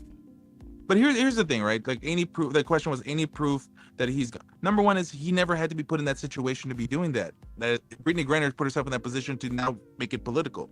There's always back end deals that are happening for prisoner swaps for a lot of different things that occur that we don't know what's going on in the government. We don't need to have proof on that. The reason why this is just whatever is because it's in a case and you have a bunch of feminists trying to push this. See, you guys want to make it political, we can make it political. Name me one thing right now that is right this moment that was better during the Trump years. Go ahead. One of you guys, name me what's better. Oh, hold on here. A$AP Rocky did come home too. That's right. A$AP got detained in Switzerland. Rapper got his ass home. Yeah, that's the thing. Like, how many guys right now can say that there's something better now as of this moment than what went during the Trump era? Go ahead. Give me one. And I voted for Biden. Yeah, I voted for Biden too, guys. Just let everybody know that if y'all hopping in, it's like, yo, that dude's a Republican or he. Nah, I voted Democrat my whole voting career up until this year, where my voting card now changed to independent. So just for everybody wondering, I have voted blue up until I've been able to vote. So and that was in 1998, my first year I was able to vote. Yeah, I voted for Biden second. But you go by political stuff. Money sucks for a lot of people now. Money doesn't suck for me. All right, because I don't believe in government can control my fucking money. All right, so I make my money. All right, government never makes that decision. The only time the government steps in to make decisions for money is for people that are making money in the millions for the Republicans and for the poor people in the fucking streets for the Democrats. Let's just be honest. Let me get to the super chat here. Big man 7917, man, he rocks with both of us here, man. $5. Thank you for copping in. Mayonnaise people have no powers overseas. Well, I got just let you guys know. Thanks for the super chat, big man. Yeah, keep rocking with me, man. I love you coming through all these live streams, man. Keep supporting, man. Thank you very much, man. Yo, Dave, I gotta go because I have a dental appointment. So just let you guys know. Oh yeah, that's right. You got the dentist today. Yeah, that's right, man. I'm glad you hopped on. I'm gonna be if I was in the U.S., I'll be spending like 12 G's on my teeth. If I was in the States. Right now, I'm only spending $2,000 to get, veneers in the top, to get 2 bridges done, to get 1 crown done. This is my fault. I'm taking accountability for this because I fucked up my teeth because I love fucking chocolates and all that stuff. But I would have been paying $12,000 to $15,000 for stuff working my teeth. I'm only be paying 2 G's in the Philippines. Tell me if that's not worth a vacation. This is like a mini vacation, whatever. So I'm gonna hop into a little trike cabs out there and then fucking go out, man. Dave, man, love you, man. Hey, guys, love you too, bro. Dave, appreciate everything. Be safe, man. I'll do a live soon, so in the rooftop, so you guys can check out the infinity pool and everything. So I'll see you guys. All right. All right, man. All right. Be easy. My man Mike here, he just touched down. He was in France on his layover on Friday, and so now he's officially over there. So thanks for him coming on. I'm gonna wrap up this first section here. This is the first segment. I had to do the follow-up here on this because the main point that I want to drive home about Brittany Griner was the money aspect, tribe. These women are making money overseas, and more power to her for all this time making money. The key thing is, though, the State Department has told everybody not to travel. And for some reason, she felt that the $1 million salary that was given to her to Russia was more important than her security. She felt the dollar was more important than her own family's well-being here. It's crazy, y'all. I wanted to point that out because the money, you see, you gotta follow the money. These women athletes, these women ball players are not making any money if it's gonna be done the right way right now in professional sports. If anything, college basketball is more lucrative than professional basketball. Because at least in college basketball, there's an institution that people are rooting for. There's a situation where you have alumni coming back. There's no allegiance to any WNBA team. Nobody wants to support a league that men watch wholeheartedly because women do not want to watch sports. The women in their peer groups do not care for what they do. So how do they make their money? Through illegal activities from the owners of these overseas teams. They're laundering this money to give away a little bit here to clean the rest of all their dirty money. And no one's talking about it. Nobody's talking about it. So, you know what? She did the crime. She gotta stay there, because if it was at the end of the day, if we have to do a political swap with Victor Bout, I'm sorry. We can't do that. We can't. We can't. Oh boy. All right, guys. I'm done with Brittany Griner. We get some of these chats here. We're gonna go on to segment number 2. Excuse me. Let me get some of these chats here before we move on to $200,000 engagement. That's the thumbnail. That was the title. Yeah. We was talking a little politics, talking about a little Brittany here. But it's world news. It impacts us here in the manosphere. Because all the talking points I see on social media is women trying to pose it that if a man was in that situation, this wouldn't be happening. And I just want to say this last point here. If any professional athlete in this situation, it would be the same. You know why? If we were that dumb to do this here, first of all, right? That wouldn't happen. I don't see any man that dumb enough to go to Russia right now to do this bullshit. And as an athlete right now, our current NBA players in climate. But if the same thing happened to a guy, Putin's holding him down too. Putin ain't letting him go either. Come on, man. Think about this here. People say, if it was LeBron, it doesn't matter. LeBron has no personal connection to Russia. Brittany does. Brittany rocked with these people for almost a decade. She has rubbed elbows with these people. She has sat at dinner tables with them. She has rode in cars, done everything possible. And they're treating her like this now? Come on. They would treat a man far worse. So if at the end of the day, guys, if we got to swap her for somebody who, whether we realize it or not, may have harmed or deleted somebody that you might be associated with. This dude, Victor, is a piece of work, guys. If the role was reversed, we would not be doing this. Plain and simple, guys. If the roles were reversed, we would not be doing it. Swap between Russia and the US and have that same scenario. we got a ball player, whatever, a week. So we need women to get out of their feelings, out of their emotions. We need to carry champions of the world to shut the fuck up.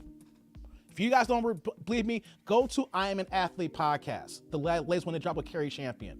She literally is stating that we should start an international war to bring her home. Not one person is bigger than our country's security in the United States. I'm sorry. Putin is already invading Ukraine all these months, deleting people and starting this war on a lie. We've seen it, we know it. Even if you ain't been following it and you don't even rock with Ukraine like that, we know that.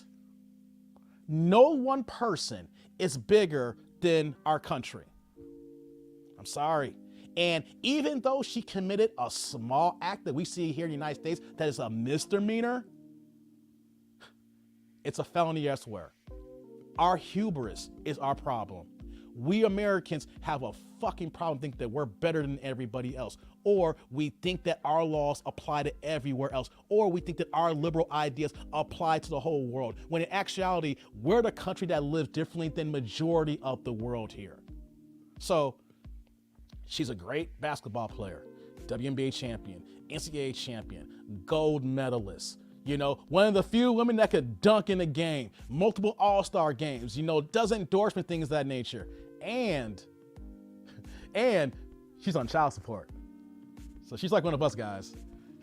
You wonder why she's on child support? Her and her ex adopted a kid, and then they broke up. She got custody of the kid and put Brittany on child support because she made the most money by being an athlete, and Brittany got paid child support. So here's a kicker as we move on to our next segment here. If she doesn't come home no time soon, and then let's say we do get her home, how big is her child support check gonna be? Let that settle in, guys. What's up with that child support check? Okay, guys. Let me do this here. Let's get to some more of these comments here. I turned down my lo-fi music. I got me going here. If y'all wondering here, I'm drinking my alcohol tonight. You know, it's helping me through. What am I got tonight? Your boy's got some Moet, like I said. I'm drinking, I got my hand covered the bottle here. It's a Moet. That's all I'm getting down tonight. I'm drinking it in my copper, Moscow Mule cup. I can't drink cheap alcohol no more, guys. I don't like beer. I gotta drink. This is actually one of the cheaper bottles too. I'm not a fan of this one here. It's all right, but I'm gonna go back to my other Mo bottle, and that one was like 75. So for me to drink alcohol, I gotta pay. This way my stomach works here. If I drink cheap alcohol, I get sick as hell. I gotta drink top notch or very quality. I don't get sick. So that's why I'm doing that right now. So let's get on to a $200,000 engagement story here. That's what I'm here for. That's what y'all here for, right? Y'all saw the thumbnail. How did this come about here? Let's get into it, guys. Let's get these likes up. Help your boy out. We've gone an hour and a half now of the first segment. Let's get these likes up. Come on, guys. Help your boy out here. Let's get some of these chats here. Hold on here. Pass it over here. Hey, Eric, y'all want some of this Mo too? Hey, man, it's smooth, y'all. It's mad smooth. I ain't gonna front. Hey, what's going on, Sierra? Thanks for joining in here. I'm getting some of these chats now. Judge Vonda Bailey Dowles gives bitches the blues and child support. We're gonna get a Judge Vonda. I haven't done a child support court video in a minute, man. I gotta get back on that, right, guys? Sierra's like, they split and then split a half hour later. Yeah, that did happen. So we're going to do a live reaction, right? When it comes to marriage, the age-old thing, and not the age-old thing, I think of course it started in the 1900s. I don't know the exact year, but it seems like, how marriage and the whole engagement process, of course, turned to a whole money-making opportunity here in the States. So that we're being told that men, we need to spend about 25% of our earnings on a wedding ring. which I never understood, Tribe. I never understood why I need to pay a percentage out of my check for an engagement ring, right? It should be, yo, what can I afford? What is the nicest ring that I can get for her? That way I'm not breaking the bank and I'm not putting myself back behind the 8 ball so that we can start a life together. That's if you believe in marriage in this modern society, in this modern stage here in Western world, you know? Let's see here. Z's like, what, 25%? Never heard that? People literally try to finesse saying that you got to spend this. If you make 100,000, then you should spend 20 to 25,000 on a ring. I've heard this BS, you know, and I never subscribe to it because you're putting a dollar amount on the ring and it makes you feel like, okay, you're just here for just the wedding ceremony. What about after that? Because you know what though? You have that bill on your finger. And then once you get married, you have other expenses because you're trying to build a life together. You're trying to build a family together, right? But how can you do that if you put a car on her ring and you can't afford that shit? Or it sets you back where you can't even afford the house that you really want to move into and you're forced to rent because you're paying off this ring here. So, hold on, let's see. Eric's saying, K. Jules probably came up with that 25%. Somebody did. Somebody did, y'all. So, in actuality for this story here, I have 2 videos I'm gonna do. I'm bringing the main video, and then I have a secondary video that I want to talk about that kind of discusses, I think it's kind of brainwashed us into thinking men can actually do this here. So for this video here, I'm coming to his pearly things here because she was talking to a woman about close to a year ago. So this is not even a recent video because I wanted to showcase something that had a little bit of time lapse here. So let me go ahead and bring this on the screen and then we're going to react to it. I want the tribe here in the comment section to let me know what you got going on here and how you feel about this here. You know, let me get to a few more of these chats here before we bring this video up here.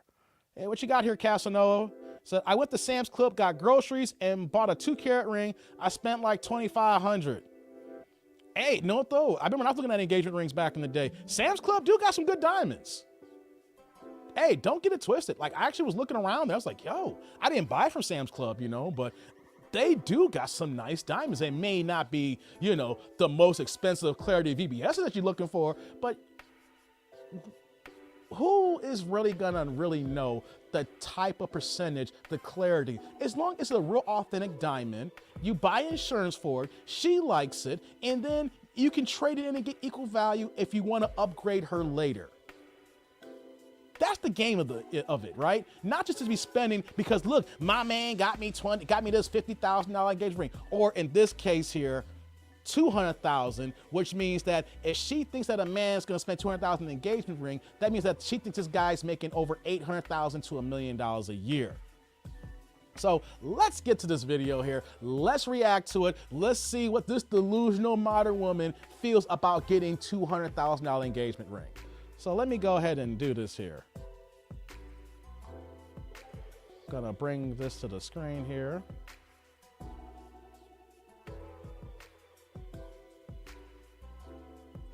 And here we go. Have you guys gone on? One. Okay. Yeah, we went on one right before I left. That was our first date. So, date. Go ahead. Sorry. So now we'll go, I guess, on a second one and see. Okay. But he's kind of short. He's only like 5'9". Oh, that's you're what, like 5'9", right? I'm 5'8". That's tall enough, right? Not really. You know, I'm manifesting a tall man. One of the other guys I'm talking to is 6'7". Oh wow. Yeah. 6'7". And we'll be going out soon. It's just a matter of like scheduling. We just haven't been able to like link on the schedules. We both work a lot. Mm-hmm. Okay. There's another guy who I just made this whole TikTok about who was like all about me, asking me out, calling me all these pet names, my love and all this shit. And then we're talking and I was like, oh, you have the vaccine, right? And he was like, no. I was like, you're not vaccinated and you want to go out with me? I'm like, I'm not going out with you. You're not vaccinated. What, do you expect me to be kissing you? You're not vaccinated? I'm like, get the fuck out. Really? Oh, I wouldn't care. I would care. I'm in too many arenas where you have to be vaccinated. Like I work at a yoga studio where we're requiring proof of vaccination. That's where I am right now, folding all this laundry. I also do all these music festivals where they're requiring proof of vaccination. And to me, it's so much deeper than just like, do you or don't you? It's about that, like, I don't want to have that debate with you, right? Like, clearly, if we don't view it the same way, we're not in alignment. Right. So would you not date someone that was different than you, like, politically? No, I wouldn't. What are your standards? Like, what are your requirements for a guy? I mean, politically, I definitely want us to have the same view. You know, I'm a Black woman, right? So I'm not going to date like a white Republican. That would just be a headache. Like, why would we do that to ourselves? Like, we wouldn't have the same friends. We wouldn't travel in the same circles, and we don't view the world the same way. So I want someone who views the world the same as me. And even if you're not Black, but you're white and you like get and understand the Black struggle, fine. That's fine. I'm stopping here. I can understand that part here. I'm going to be nice in the beginning here. Finding someone that you want to rock with. We just talked about politics here. If you're not down the center in your views, then you can't go to a different party. You know, I look at this as if you're a centrist, moderate, down the middle, whether you're a Republican or a Democrat, it can work. I've seen those relationships work. But if you're far on the right and then you're far on the left, oh, hell no. It ain't going to work. I can agree with that here. So I'm not going to kill her in the beginning here. All right, let's continue. But yeah, I definitely want them to have the same political views as me because it's just why bother in having those arguments? Okay. It's just going to turn into a fight later. Yeah. No, so what else? Well, they have to have a car. This other guy who didn't have a vaccine, he didn't even have a car. I was like, how are you coming to take me out? You don't have a car. You know, I'm not driving anywhere. Yeah. So that's like minimum requirement. You have to have a car. I've also realized that I want someone that has like some sort of creative or like job and entertainment like I have. You have to be very ambitious because I am very ambitious. I want to be able to, like, we'll spend our days or whatever separately. And then at the end of the night, I want us to be able to come together and talk about all of the exciting things that happen in each of our lives, right? Like, this other guy was like, well, I'm not rich. I'm a regular guy. And I was like, that's fine. But like, I'm not a regular girl. Like, I'm not. So like, if you are going to date me, like either you have to be able to handle that or you yourself also has to not be like regular. Let me pause here now. You are not a regular girl. You got that right. We're going to be hard now. You got some goddamn nerve. You're not even above a 6. People gonna kill me for this one because now the word is out about me here now. I'm a misogynist now. But I laugh at that. But look at her, y'all. You got the audacity to come with these requirements already, and you ain't even a dime. Look at you. Now, she ain't got no makeup on, so we're seeing her fresh here, with no makeup. And look at this face here. And I'm like, God dizzle. Dang. Man, this is hurting my soul to hear a basic woman have this many requirements only because she has a good salary. And you want to know something, guys? Ladies, we do not care about your salary. You will die alone if you think that your money is going to dictate the kind of guy you're going to get. You might get a Pookie and Ray Ray type, who does care about your money because, he don't got to worry about too much money. But by you coming out like this here, you're already on a bad note. Let's continue, y'all. Like, I don't think I'm like just an average person. Like, that to me is boring. Okay, so is there like do you care? Okay, would you be cool with a guy that makes less money, but he's a hard worker, like he's ambitious? Yeah. Okay, so like if he was making like, let's say he just started his own business, but he makes $45,000 a year, would you date him? He wouldn't be able to afford my engagement ring. I'm getting an 8-carat cushion cut vintage engagement ring. If you make $45,000 a year, it would take you 8 carats? 4 years? No. 8 carats? 8 years to afford. Wait, how much? I don't know anything about rings. How much is that? About $200,000. Girl, you want a $200,000? Are you insane? We got it now. Women, any of y'all know about diamonds? Y'all know about 8 carats? I need to see y'all here. I'm coming back to y'all now. I know I've been coming to the comment section because I've been talking a lot here, I'm coming to y'all now. Y'all gonna be put on the screen. What's going on, Roderick? Hey, glad you came on. Yo, we had a good spirited discussion about LeBron, you know, but we're not gonna do that tonight. But I'm glad you came back though. Yeah, she is sub basic. I take a plain gold band if he's a righteous man. Hey, is it Zahara? Did I get that wrong? I know I kind of butchered it, but thanks for coming on here. You take a gold band? That's what I'm talking about here. Leo's in the house saying, thank you, Dave. Thank you, Leo. Roderick's like, what's her dress size? I don't think we're going to get on this video. Pearly, don't ask those questions. Eric's like, they don't share their salary anyway. My money's mine and your money's ours. Modern woman. You're right, Eric. You are so freaking right. Let me get to a few more of these as we continue, because y'all heard that, yo.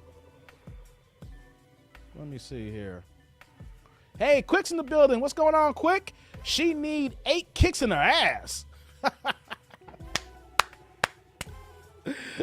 Quick, man, you got me in these one-liner jokes, but you be killing me.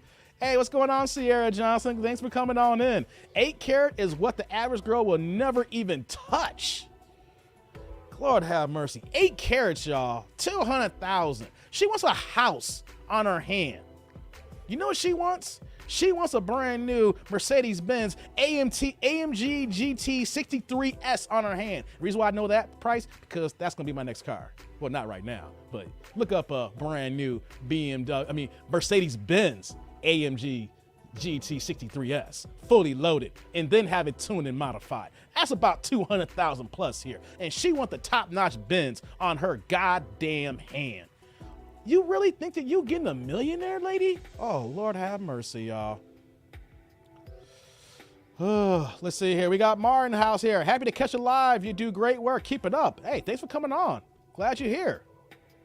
Hey, let's get back to this video here. Y'all heard it. She wants a $200,000 ring. She wants 8 carats, and saying that she is not average and she deserves this here. Let's continue, y'all. My ring has to sparkle from across the street. Like, you have to see that shit. It's gonna blind people. That's so superficial. That's Thank you, Pearly. so superficial. But it's about so much more than that. It's about the fact that you can afford that, right? I go to yoga with this girl who has an 8 carat diamond engagement ring. Yeah. A weed company and drives an Audi. So it's about more than just it's about the fact that you can afford that. Okay. Well, I'm just thinking, like, wait a minute. She wants an 8 carat ring because a girl in her yoga class has an 8 carat ring. She wants an 8 carat ring because she wants other people to see her ring across the street.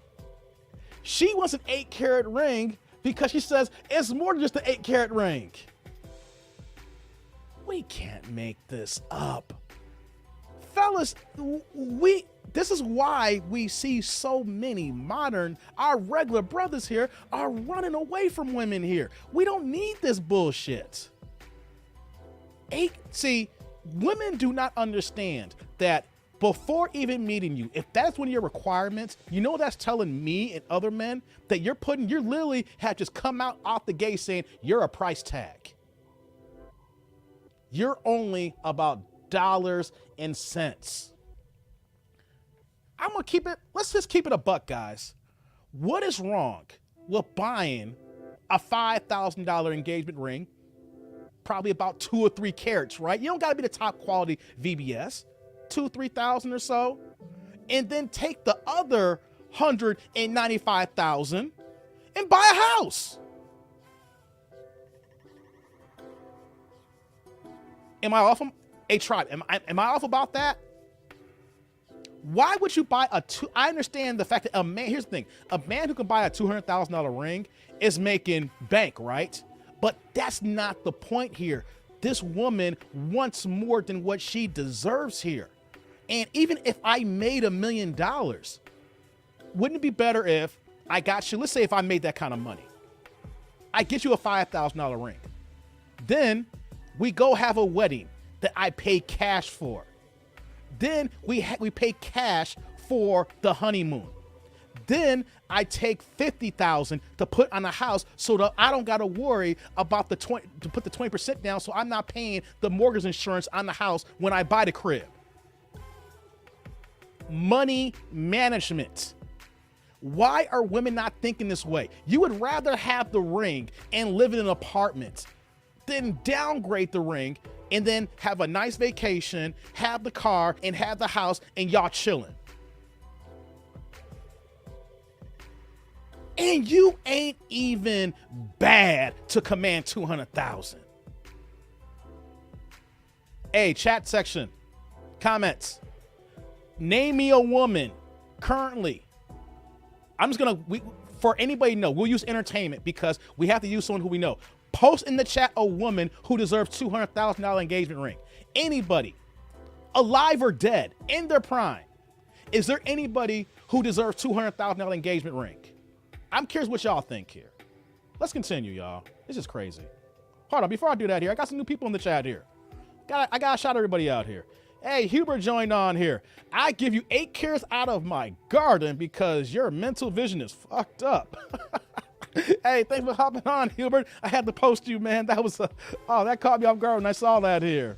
Oh, Lord. Hey, Mod Nancy here. Smash the like button, subscribe, and share, then select the click all, receive notifications. Hey, you heard Nancy. Mod Gaming Effect here.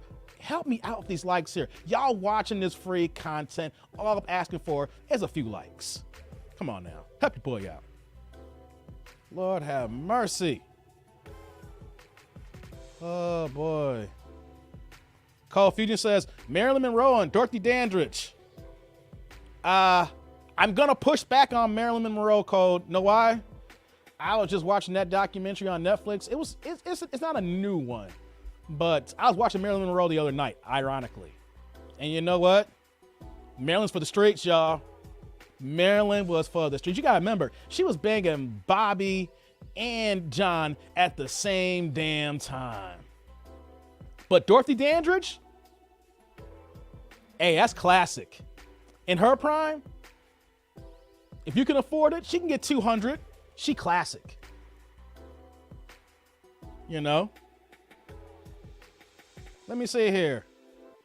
Hey, BMOS is saying Halle Berry in her 20s? Nah. Know why I say nah? Because every dude that she was with was either cheating on her or whacking her on the side of the head. Now, I don't believe in DV, but if every single dude has got a problem with you, even in her prime, she's a piece of work. So as bad as Halle is, I'll push back on Halle. But I see what you're coming, though, on the looks. I get it, though. But all I got to do is to look at David Justice and Wesley Snipes. I think Wesley Snipes knocked the hearing out of her ear. You know, I'm just saying, you know, if every dude that you with is cheating on you or putting paws on you, you know, I'm not saying no one deserves this stuff, but if you're constantly choosing the wrong person and all you got is just a nice face, you know what I'm saying? So that's why I push back on Holly. But you know what, though? Don't say that in her prime that, you know, I would push up on her. I'm just saying that she wouldn't get the 200,000. What we got here? Sierra's like, QVC is a great place for a ring. Hey, QVC be having deals on top of deals. I don't buy on QVC, but I flip through the channel. You know, I see Lori Grenier on there, you know, from Shark Tank. Hey, you can get a good deal on over there. Let's continue, y'all. Let's get back to this video here. This is gonna get worse, y'all. I feel it. You're gonna miss out on a lot of guys because I'm telling. No, but not in a good way. Not in a good way. I'm telling you, like, my dad would, if my mom asked for that from my dad would have told her to go find a new boyfriend because there's no way in hell he was going to spend $200,000 on an engagement ring. And that's that's a multi-millionaire in the top 0.5% who had 10 kids. My mom never. He built that. He said he's built to becoming that. He wasn't that originally, right? He wasn't. Well, he was making like 6 figures in his early 20s. Oh, nice. Yeah. So any woman with half a brain would think, this is a good. But my dad's like, he's good with money. He's not like to me, that's like such an unwise investment to spend $200K. Diamonds appreciate. You hear that? Pearly said it best. See, her dad is a millionaire.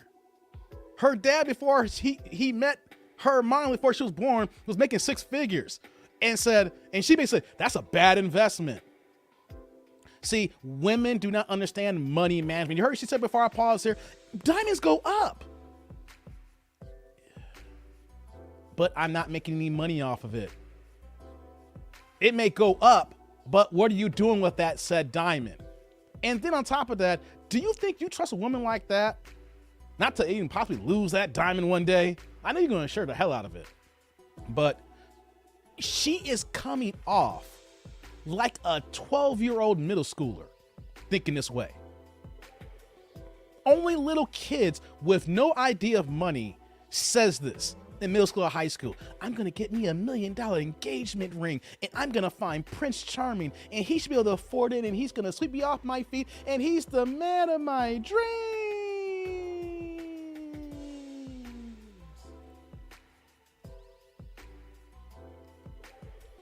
You know what I say? Know what I say? Bull fucking shit.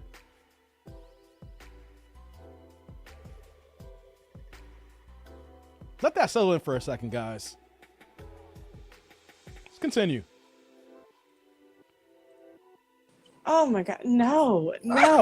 Oh my God, no. That's like, I would rather put that in a college fund for our kids, or like. Yeah, they'll have that too. What? But this just sounds like not like real to me, you know? Wait a minute, do you hear that though?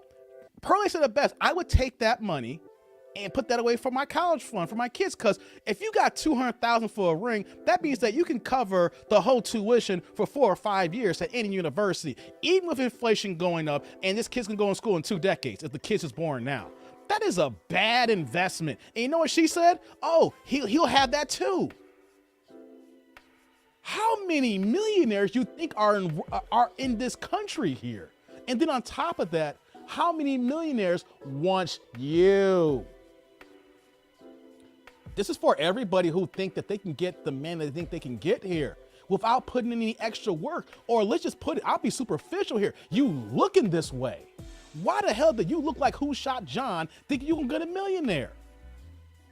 The only way that you bag a millionaire, if you got that man at his humble beginnings and you rock with him for 25 years and that man built himself into a millionaire. Why do women think they can just walk in the door and just snag a millionaire? Take me as I am, $200,000 ring, because I'm worth it, because I make $100,000 a year. Hell fucking no. Where do you delusional as fuck, crazy, batshit, out of control, modern fucking women think who the hell you think you are? Trying to piggyback off a man's success that you didn't even help contribute. Damn, I got excited there. My God, I don't know if it's the Moet or it's her. What do you think, tribe? Is it the Moet or her that got me amped up? Y'all see me amped up. Y'all know when I get it in. Y'all see me here for 5 months here. I'm not out of the ordinary here, you know. I'm only sipping this mo. I'm not like Dame Dash in the big pimpin' video like boom, boom, boom, boom, boop, boop, boop. I'm not drunk like that, y'all. No, I'm just sipping this here. I'm not wilding out, but she got me going here. What are y'all saying here? I got Barry in the chat. What's going on, Barry? I think it's your first time I've seen you here. Diamond digger. Excessive expectations from a basic looking subpar female. You got that right, yo. Sierra's like 50%. His caller said that, not him. And what we got here, Quick said, not with her crocodile smile. You know what? I did pause at the right point here with that smile here. I mean, I gotta be honest with y'all. I don't care what the hell she said that she sees this video. I ain't no millionaire, but your boy ain't hurting for money, and I wouldn't fuck with her. She ain't getting no $200,000 ring from me. She ain't getting $2,000 from me. She ain't getting cubic zircon from me. I said zircon. I didn't even give the full name. I gave it the abbreviation. Cubic zircon at best. Oh, Lord have mercy, y'all. Lord have mercy. Hey, what's going on? Heavy hands, I ain't seen you before. Welcome. Davis pissed. Just a little bit. My fellas are going through it, guys. My men are going through it this modern day here, right? I know so many good men who are looking for good women. I know so many good men who are working hard, grinding, stacking their coin, investing, even with the crap going on in this inflation right now, and doing what they're supposed to be doing, being on their job here. And they are looking for suitable marriage partners. And what do we have here? Crazy batshit shit ass women like this here thinking they can get 200,000 and thinking that she deserves your money. No woman deserves your money, fellas, especially if she did not help you build it. If all she did was just add me and pour, baby. We're gonna make this juice here. Add me and pour, and we got this family. Fuck you. Yeah, I'm sorry. Yeah, let me bring it down, guys, because I ain't got to the rest of this video yet. Sorry, y'all. A little beside myself here. Just over here trying to protect my fellas here, the good ones. And we got crazy women like this here. Sheila with the 999 super chat. No comments, just straight love. Thank you, Sheila. I appreciate you. It's not $9.99. I'm just gonna round it to a penny. You dropped the 10 spot. That Diaz, is it? Diaz? Thank you, Sheila. Thanks for coming through. You always here all the time. Thank you. Pouring into your boy. That's what I'm talking about here, yo. Man, oh man. All right, let's get back to this video, y'all. I've been tripping for too long here. Let's get back to it.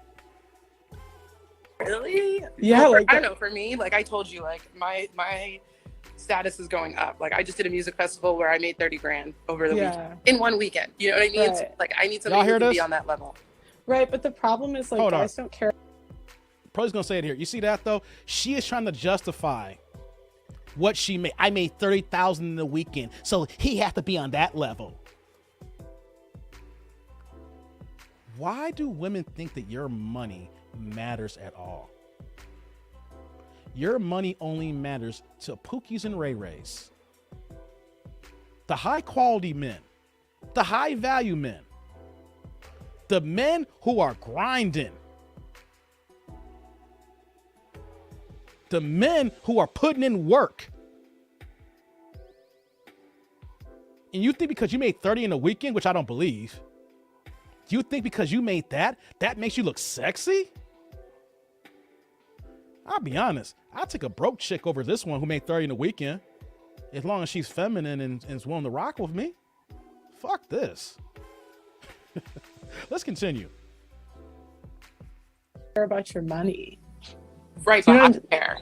I know, but it doesn't like, like, I think you're gonna miss out on a lot of guys with like this, like to me these are like crazy high standards. So today I listened to my dating coach. She said you do not get your expectation, you get your minimum standard.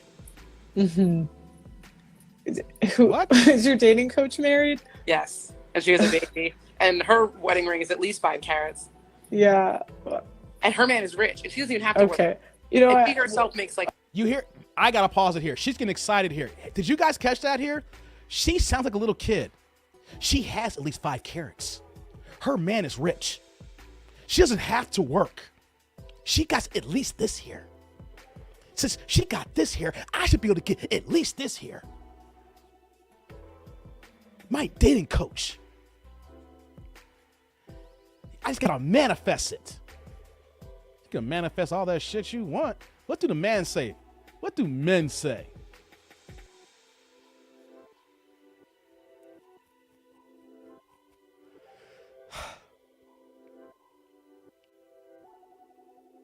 I was gonna say something mean, guys. That's why I had to catch myself for a second. Dramatic pause, because I was about to, woo. I literally gotta catch myself. I don't have no to piggyback off. This is a one-man show here. Let's continue, y'all. Let the tribe see the delusion in this woman. Like 30 to 50 grand a month. Coaching women in love. I mean, good luck if that like works for you. I just like, to me, that sounds like a 200K engagement ring. Like, I think like guys are going to hear that and be like, no. Because you just have to have the man who's okay with maintaining you. What the fuck? With maintaining you? Right. Like you can be high maintenance, but if you are dating a man that is okay with maintaining you, you're fine. You're not high maintenance, then you're just on their level. What? Okay, but I'm just thinking like what?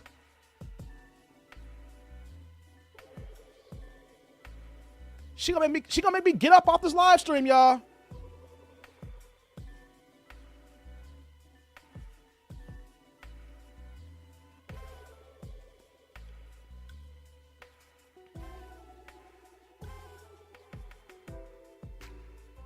Barry says her dating coach is the prison chaplain. I needed that laugh, Barry. I was about to go off, and Barry came through. Thank you, Barry.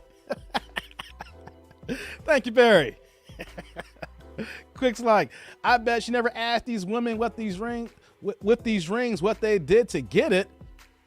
Good point, Quick. And what we need to talk about too is how long was she with her man, the dating coach who's making the millions, or the yoga instructor? Because women fail to forget that a lot of these millionaires, they've had their ladies from the beginning, humble beginnings, right? And it took them a while to build to that point here. That's different if you was with this man through the struggle, through the grinding, through the building, and now he's here. And you get to reap the benefits with him because you held him down. You rock with him and you held the house down with the family. Not trying to walk in and getting this here. That's where I have the problem here. I don't have a problem if the woman's there and sees, and is willing to build with the man. And then after 10 or 15 years, they grind together and getting it here, recognizing this is her head, her leadership, her covenant that's putting us down here. You want to walk in the door with this here. Eric Martin says, does she think she's a Porsche? Man, please, she ain't worth no Porsche. She ain't no Panamera. She ain't the Taycan. Lord have mercy. Man, these women are killing me, y'all. Oh boy, let's continue. Let's get it going here. She's making me upset. I need y'all to calm me down. Like, I know, but those guys that are making like that amount of money, I think they typically want like the young, 21, 22-year-olds. I don't think so. I don't think so. What? I'm 30, so I'm not that old. You hear that? She didn't like that answer. I don't think so. I'm 30. Y'all hear that? The wall is here for her. The wall is here. The wall is undefeated. She don't want to hear 21 or 22. She's 30. And you look a hot mess. And you really think that you can get this man by manifesting it? Why do women do not understand that the man has to want you as well? It's like women don't even understand that we have to want you. Not just you want us and then we run like a little puppy dog. Because the man that's making that kind of money, he can have access to any woman he wants. So why should he choose you? Why should he spend his resources on you? Why should he take $200,000 out of his account that should be invested, making money on dividends and interest and returns, and instead putting on your finger where it's just sitting idle and barely appreciating every year, as long as you don't do any flaws to that diamond, because you being a regular person is going to lay the ring down and set it down and watch a certain way. It's going to have, even though it's a diamond, I don't trust her. And even if she does everything right by this ring, do you really think it's going to appreciate that much compared to putting that $200,000 in the S&P? I don't care how bad the S&P is right now. Put $200,000 now and wait 5 years. And let me know what that $200,000 is doing in the S&P, and let me know what that $200,000 ring is doing. Oh boy, let's continue. Actually, No, I don't. An age to be wiped up by somebody who's in their 40s and ready to be serious and start popping out babies. A 21-year-old, unless you're Kylie Jenner, is realistically too young to be popping out kids. You're too young. You hear her? Yeah, this is just, I'm sorry, the $200,000, that's crazy to me. It is crazy. That's Oh my gosh, I cannot believe that's crazy. Someone that can make that amount of money in a shorter period of time, like somebody who is, say, a musical artist, right? A music producer, somebody who's in entertainment, somebody who's on a TV show, somebody who does like concerts and tours. That amount of money isn't the same to them. You know what I mean? What do you mean? Like, say I was dating. Wait a minute. Is she alleging that she is looking for an entertainer?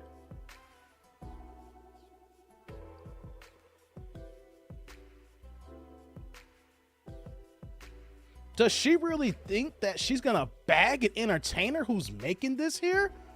I'm glad she said that here, because my second video to follow up to talk about this here is going to speak on this here. We need to continue this because y'all gonna see more delusion from her. Let's continue, y'all. Somebody like a G-Eazy, right? Okay. He makes $150,000 minimum per show. Minimum. That's what he makes in a show. Yeah. So if he does a couple shows, the 200 grand to him, he won't even feel it. You hear her? No, but like this is someone coming from someone, like, I've been in a relationship with a guy that was worth over $1 million.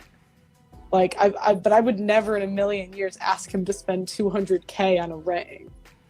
Like, to me, that's almost like entitled. Like, I'm not entitled to his money. I mean, here's the thing. If I can afford it myself, I would want you to be able to get it for me, right? Yeah. Get it myself. Wow. Oh my. Do you hear that? Throughout this entire conversation, she has not even talked about the quality of the type of man that she's looking for. The type of man that could afford this besides his pocketbook. Have we heard any characteristics regarding, I need this guy, he needs to be kind and sweet. I'm looking for a husband to protect me. I need him to be my leader. You know, I want to build this family. You know, I'm 30, so I'm looking for kids right now, at least one. We got time, we can maybe get two because I waited late in the game, you know, but I'm looking for a husband. I'm looking for a father figure for my future kids. I make a lot of money. I know men don't like guys with money, but we can build together. None of that stuff. What this last line was, if I can afford it to buy for myself, then I expect him to pay for it. We're not talking about marriage and love and commitment and building a fond and a nuclear family and to try to make this money work. No, it's only about the goddamn diamond.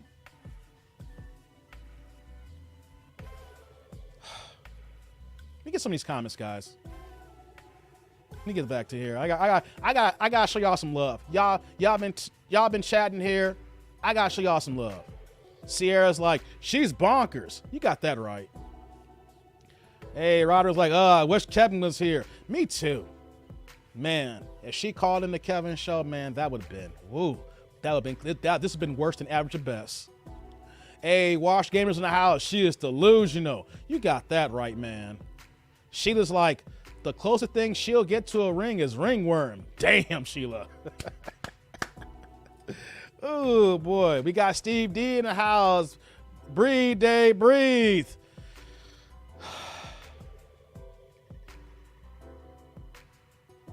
Okay. I'm breathing. Okay, we got Barry says she got the embarrassment value. No man worth his salt would have that delusional diva by his side. She's not even arm candy. Let's just put this here, ladies. We have a lot of ladies here tonight, and that's dope that the ladies are coming out to the show here now, along with the fellows that we're talking here. She is not even arm candy to get the 200,000. You know what I'm saying? If you're gonna spend that kind of money, you want her to be looking like everybody's like, damn, yo, you know, everybody knows that's you. It's like, damn, bro, you pulled that. And instead, people gonna look at you of her as like, damn, bro, did you pulled that? Seriously. Lord have mercy. And Cold Fusion's dying over there. I see you laughing over there. Quick's like, she must be planning on stealing another hot chick's face and body to get it an entertainer. Got that right. She must be getting a whole face transplant. Y'all seen that movie, was it Face Off, with Nicolas Cage and John Travolta? Is she over here gonna change her whole fucking face, man? She gonna have a new face transplant? Because there is no way that no entertainer is rocking with that as arm candy. Because here's what women gotta think. If you want this kind of status, you need to be dime. You are arm candy. A man of this value is saying, yo, you're gonna put on this hot ass dress, you're gonna make a woman point, and I just need you to look good. There is no scenario looking at her where that even she dolls herself up that you're gonna say, damn, she is the bomb, she looks good. Hell no, she's gonna get this work. Everybody can be clowning you. Like, you gave her a $200,000 ring? Dude, you must be worth $1 billion. It's like, what's wrong with her? Exactly. What is wrong with her? Hey, Alex in the building here. What's going on, man? If and when you get it for yourself, you get it. Peace, Dave and Tribe. Hey, what's going on, man? Sierra's like a good vibrator. Damn, Sierra, that's wrong. I ain't mad at you. Oh my God. Man, let's get to a few more of these before we keep the video going here. All right, let me see here. Hey, Pedro, I ain't seen you in a minute, man. How you doing? This woman is living her own fantasy. Facts be damned. Got that right, Pedro. Glad you hopped on in, man. Let's see here. Hey, hey, Huber, you say, well, she better marry yourself then. Oh, my God. She ain't rock candy. Damn. You beat me on that one, mister. She ain't even rock candy. Ouch. Ouch, ouch, ouch. Casanova's like, I will hit her with my Gucci flip-flops on. Damn. You gonna ruin your Gucci's? Why would you do that, man? You might as well just go ahead and give her the janky flip-flop that you get when you get a pedicure. The cheap ones you throw away. Don't ruin the Gucci's, bro. Don't ruin the Gucci's. Oh, my God. Let me see here. What else we got here, man? Shout out to the ASC 8-ish crew. Yeah, the Ain't Shit crew is in the house. If y'all was here for that live stream, y'all know what it is. And if y'all first time hearing this, just know that my tribe ain't the Ain't Shit crew. Yo, y'all gotta see the live stream when we was just getting in. And for everybody here, y'all ain't shit. Cause you know what? This woman here, she ain't part of the crew, but she is totally ain't shit here to be asking for this kind of crap here. Lord have mercy. Eric's like, she'll be 40 before she know it and still single as fuck. Facts. Facts, brother, facts. We got Maybe here. What do you say? You guys need to stop promoting and saying if a woman rocks and builds with a man, that's bullshit. Men build and don't require assistance of any kind. Children, women, and liability annuity. I will push back on that a little bit here. You know why I say that? Is because I know I built what I had, but my lady was my motivating factor. She didn't help me, but sometimes you need a little bit of motivation, right? Like, she didn't tell me to do it. She low key and everything, right? She don't want that much.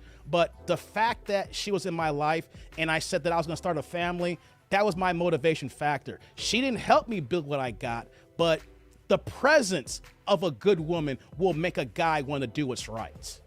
You know what I'm saying? So I will say that, you know, because I was doing me regardless, right? I was doing good, even if I got with her, if didn't get with her. But the fact of starting a family made me step up my game. You know what I'm saying? That's why I got to, you know, like knowing that I was going to try to get married, have a kid, like, yo, I can't have no janky credit.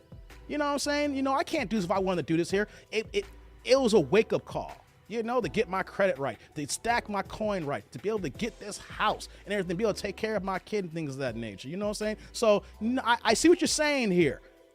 But at the same time, though, and it's hard to say this here in this society, in this culture, she may not help you build, but she could be the motivation factor to help you get over that hump, whether she says anything to you or not. She didn't say nothing to me. So I just want to say that, y'all. You know, she could be the motivation without her saying anything. You know, but that's only if you get with the right one, though. The problem, though, is that we show them these videos here and we're seeing too many of these scallywags. We're seeing all these bumper knuckles. We're seeing all these hood boogers. Lord have mercy. You know what I'm saying? So the problem, though, is what I'm saying here, not everybody can get with that, you know, because it's so hard.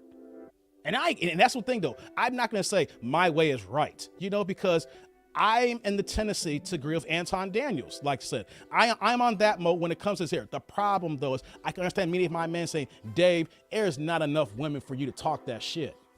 And I get it. And I get it. So, yeah, thank you, Sheila. So let's continue this video. Oh my gosh, that's just... Yeah, I guess like we kind of probably have different like views on like spending habits. Because to me, I'm like, I would, even if I had the money, I would never spend that on a ring. But I'm also not that much of a jewelry person, right? So it's like, you're not going to need to be buying me diamonds for every anniversary or jewelry all the time. Like, get me my ring, and that's it. I don't really need much else. Hi. If you're not a jewelry person, then just take the good ring that I'm going to give you and shut the fuck up. Why do you need a house on your hand? Whoops. My screen locked up here, guys. Sorry about that. StreamYard acting funny again. Bumper knuckles. You know what I'm talking about. These hood boogers. Lord have mercy. She may be making money, but she ain't no queen. Listen, is this your king? Is this your queen? Nope. like the new movie coming out. Nope. Oh, what we got here? But the good girls that can cook and make a home and get passed on. Mm-hmm. Hey, what's going on, House of Lamar? Crazy people tend to talk fast like that. Jeff Bezos would not even. You got that right. Jeff Bezos ain't touching her. Hell no. Take the ring, not the man. That's all she's worried about. She's only worried about the ring. No man. No description about the man whatsoever here. Not trying to be mean, but she'll be fortunate if she gets a proposal, let alone a $200,000 ring. That's not being ring. You're being right. She's 30 years old right now talking like this here. How many men make them? Let's just put the basics out here, Eric. You agree with me on this. How many men is actually making the kind of money that she's looking for? And like what Kevin says here, Kevin Samuels, are you in the position to be around these said type of men? See, it's one thing to say, I'm going to manifest this. I'm going to get this type of men. But what did Kevin always preach? It's like, are you even around these men? Do you know where these men congregate at? No. All you talked about is rappers and entertainers who get so much money out of the show here. You might can go to a show and see them perform, but where are they when they're in their natural element? Nowhere where you're at. Let's continue here. Oh gosh, sorry. Oh, hi Nikki. I just added you to it. Who is that? Sorry. Purposely not putting your camera on? No, I have to like connect it to a thing. Hold on. I've done like a YouTube live with her. She's oh well. We'll go in a minute. Sorry. I can drop you if this is a bad time. I just thought I'd add you to the chat. No, just real quickly because we got dinner and lamb and all this other good stuff. Listen, I love this live. This is hilarious. I love you, but the girls asking for 300K diamond rings and everything on the floor. These guys are now saying that women hit the wall at age 20. And you're talking about a $200,000 diamond ring? They'll be like, oh God. But you guys are both women. You're both women, so you really don't know. Like, how would you? No, but like being around and seeing just like a lot of these men, they seem like they're in La La Land themselves. And it's like the people that they're talking about is like, who are you meeting? So if two people are coming up with completely different expectations, and like when you were saying earlier, you have pointed out the person that was in the yoga class, she had a $300,000 ring. The person, your coach, she has a $300,000 ring. It wasn't like the reason the ring that I have, I wanted it because of the fact that growing up, there's a certain type of thing in my family that's what it was.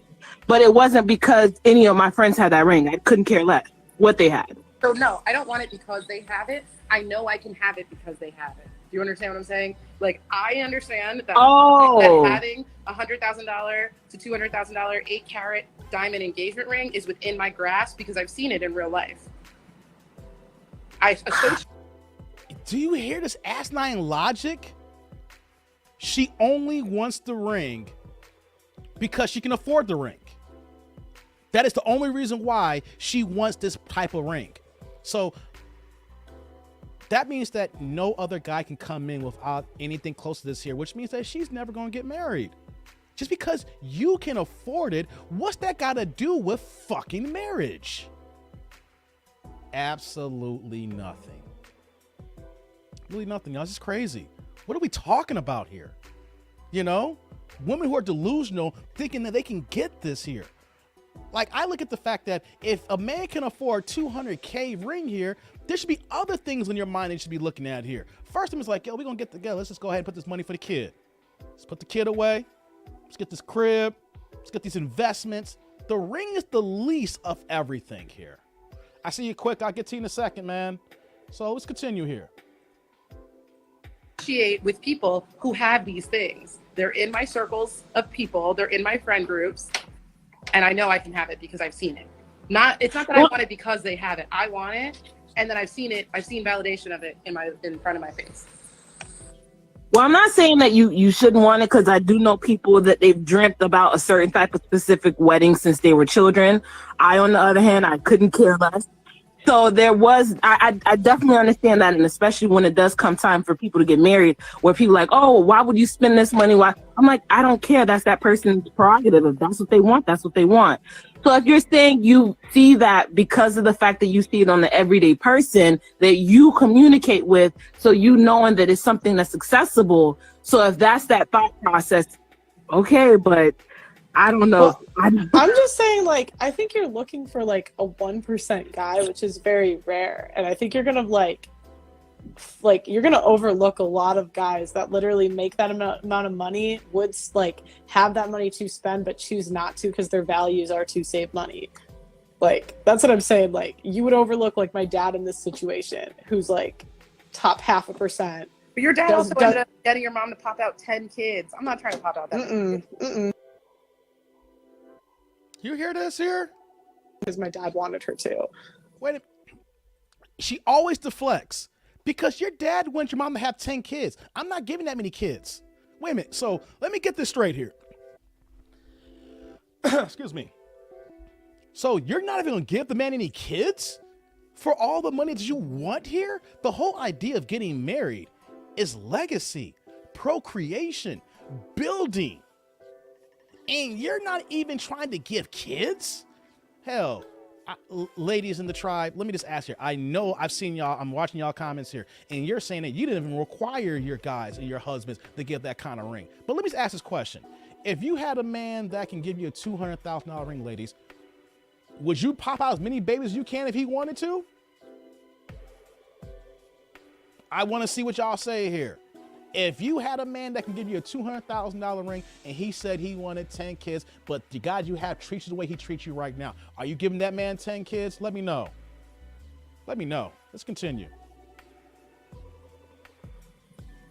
Number two, you're talking about height. So I didn't even know. I thought most guys were tall, like over 6 foot. So then when different people were sharing, oh, well, this is the percent of these type of, I didn't even know that was a thing, because I'm like, most guys I know are pretty tall. So now you're adding the height to $200,000 ring plus I don't know, bro. I know, and the universe knows. The universe knows. Well, at least your options are open. You're not just trying to outside of the height. You're open to dating. Not everyone. I was just talking to this guy who doesn't even have a headboard. He has a bed and one pillow, and I said, "Where's your headboard?" He goes, "Oh, I'm just a regular guy." I said, "Oh, I didn't say I don't want to talk to you anymore." I said, "Okay." Okay, so did I misunderstand? You're okay with like not getting that stuff? Hold on, before you get there, I want to get some of these comments, guys, because y'all cracking me up here. Sarah saying, I deserve that $1.25 fried dip from that viral clip when the woman trashed the restaurant. Oh, Lord have mercy. I remember I saw that video. I was crazy. Eric's like, pop out. She for the streets. Hey, what's going on, Cassie? Is that Casino? Okay, Casino. I haven't seen you before. She's 30. She can't give a man 2 kids. She won a $200,000 ring, but said when it came to kids, you see how she shut that down. That's crazy. Tommy B, what's going on, man? I haven't seen you before. Welcome to the tribe here. The fact that she's talking like a thirsty groupie shows that she had little self-worth and unrealistic sexual market value. You got that right. She don't know what her value is to even get the kind of man she's looking for, let alone can she even be in the same room with him before he even gets to the point of wanting to buy in the ring. Great comment. Let me see here. Dang, comments here. Trent's like, I don't want the ring, I want the kitchen. Barry's like, the cost of benefit analysis for that woman is extremely dire. There is no cost benefits here with this woman here, Lord. She'll get the ring and divorce your ass, and talking about this ring is part of the divorce here. My wife is sensible. She'd rather I spend that much money on something more practical. Mm-hmm. Roderin's like, you better give me a baseball squad for $200K ring. Got that right, Rod. You need 9, right? You need 9, Rod. I feel you. If I'm gonna give you 200, and if I got it, girl, you every time you ready, you popping a baby out. Mm-hmm. I'm gonna build this team here. I'm gonna build a football squad. You better come with it. What we got here? Hey, native atheists, welcome. Don't buy diamonds, folks. They're overpriced and they're not as rare as people think. A girl broke up with me because of this. Hey, if she broke up with you because of diamond, man, she is good riddance. Her options aren't open. Hell no, they ain't open. Far from it. Hey, Cordero's in the house, man. How you doing, bruh? Women literally talk to each other in an echo chamber. Hell yeah, they only like what they want to hear and just bounce off their, oh, that sounds good, girl. That sounds good, girl. Hey, what's going on, Gloria? Haven't seen you before. Welcome. In the 80s, if you pawn your $500 ring, it was $18 to $20 that you were getting from the pawn shop. Facts. People will be pawning some good-ish, and the pawn shop be like, $100. Something that costs you $1,000. Give you $120. Mm-hmm. Sarah's like, diamonds are artificially inflated in price. Anyways, always invest that $200,000. Exactly. She has no sense of money management skills. She will have your ass dead, dog, broke, people. Let me see here.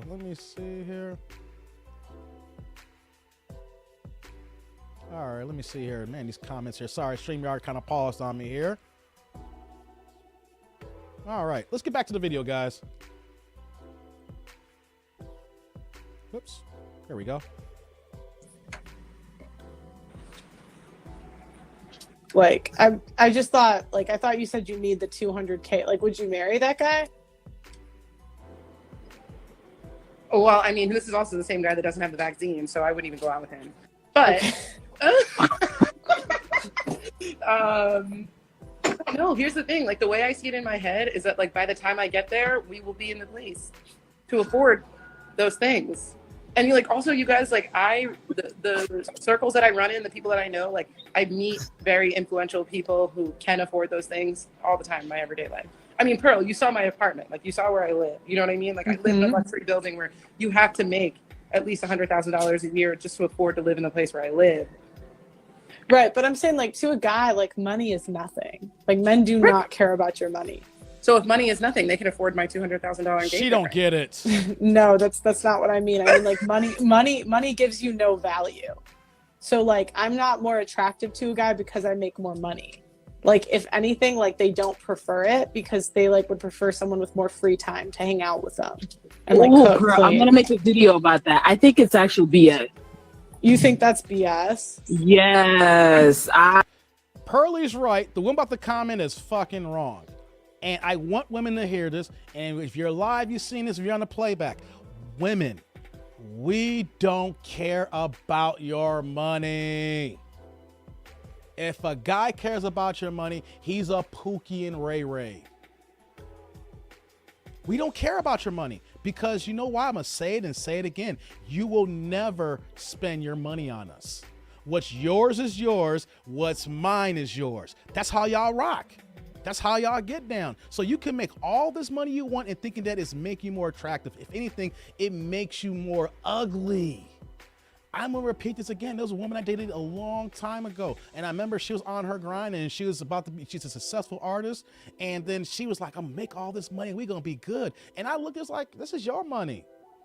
I did not even bat an eyelash when she was trying to talk to us about, the money, and then she was gonna, we're gonna be doing it, Dave. And I was like, it ain't my money. That's your money. You ain't spend the dime on me. Every time we go out, I gotta pick up the bill. Every time we go out, I drive. Every time we go out, I gotta pay the parking bill here. You know what I'm saying? I gotta pay. I'm cutting all this cost here. You gonna come up and then you gonna start paying? She never did pay. So y'all need to know that your money makes you, I say it brings you down notches. Let you be a dime. Let you be a top-notch 10, fellas. Whatever your 10 is. And if she got that kind of money, I bring her down to a fucking 6. At least, minimum. Know why? Because since she got all that money, she gonna be neck popping and eye rolling and come out of place with you, thinking that she can run things because she's fine and she got money. And we don't give a damn about that. But ladies like her cannot put that through their head. And I wish, this is not Pearlie's job, what she does here, but I wish in this scenario here that Pearlie would ask the question, how many guys are of this value here that are banging down your door to be with you? That's the ultimate question. Ladies, you could try to manifest all these things all day, looking at the sun, the quasars, the moons, and astrology, and Pisces and Aries, all this stuff like that, right? All this stuff that you want. But does the other guy want you? Do we want that? Have you asked the question, what do men want? Not what you think what men want or what you want that you're gonna try to push on the man. Let's continue. Because the woman about to talk here has no idea what she's about to talk about here because she don't believe what Pearlie just said here. After seeing that whole thing, the podcast that you were on and seeing that whole drop, I'm sorry about the dating thing, but this is something else. Mm-hmm. It's now that a lot of guys are saying that they want traditional women, and then they don't value the money and that other stuff. I've now come up with a theory that the only reason why they want these traditional women that do not have money is so that they can have the ability to leave these women at will and have them destitute. Because especially now with the whole Texas ban of the abortion laws and stuff, and seeing these guys are just like cheering, thank God we can have you barefoot and pregnant back in the kitchen and not working anymore. At first I thought that money thing didn't really matter. But I'm starting to realize, no, these guys want the ability to leave you high and dry and then laugh in your face. See how women think of us here? You see how women think of us here? Let me get to some of y'all here. Y'all heard this here. Let me get some of y'all comments. Eric's like, this lady probably wasn't raised in a 2-parent home. A decent father would have taught his daughter better. Facts, Eric. That's why I want to bring this up here. I want to get to the comments because Pearlie comes from money. Pearlie openly just talked about her dad making 6 figures in his early 20s and is a millionaire. She has her father and her mother in her life. She comes from money and she understands money. So she literally talks like, my dad, you wouldn't even check for my dad. You know what I'm saying? Like, who are you? What are your here's what we need to ask here. What are your results to think this is happening here? When people want to say manifest. Oh my God. Quick's like, she may have a shitload of student loans and debt of shit she couldn't afford. That's a good point here too that we're not even discussing here. Like, she ain't bringing it up here, but women who go to college and get their degrees and how much debt they have. Lord have mercy. I have openly talked about a woman who I used to date a long time ago who just constantly kept going back to school and back to school and back to school. And I never could understand it because the fact that I'm a college dropout. Your boy got enough schooling and I just grinded from that point on. Never forget, my very first full-time job in IT paid me, my very first job in IT was paying me $10.41 an hour part-time. That's my grind. And I took that job because I was still in school, even though I was a college dropout, and I was making more money at my first job that allowed me to work any hours I wanted because I was in school and I had that shift here. I took less money from a job that wanted me to go full time, and I had the potential to probably cap out of like 100, 120 a year in my young years during that time. I said, fuck that. I went and took less money to take 1041 an hour part-time to build myself up. My first full-time job paid me $30,000 an hour. She wouldn't even check for me. I don't have any school loans either. I dropped out of school and just kept building and grinding and stuff like that. So I know what student loans are. So when I talk about my ex here, I'm like, yo, I'm making $100 a year now, and you're still going to school. I haven't been to school in all these years here. Is these degrees gonna make you pay you like $250, $275 a year? Good point, Quick. Because most of these women got these student loans, boy, and they thinking they making a gang of money when they're paying all this money back to Uncle Sam, and it will never be paid off. They're gonna be dead by the time they pay all that student loan debt off. Good point, bro. Man, y'all coming in, man, the comments just came out of nowhere here. Cordell is like, are you serious? I think she's serious, Cordero. Bro, what? Right, House. Welcome to the show. Hey, did Mike come back? Oh, snap, Mike's back. Hey, man, how's your teeth, bro? Glad you're back. Sarah's like, barefoot in the kitchen, pregnant and not working. Oh, no, not working to get taxed 35%? Hey, good point, Sarah.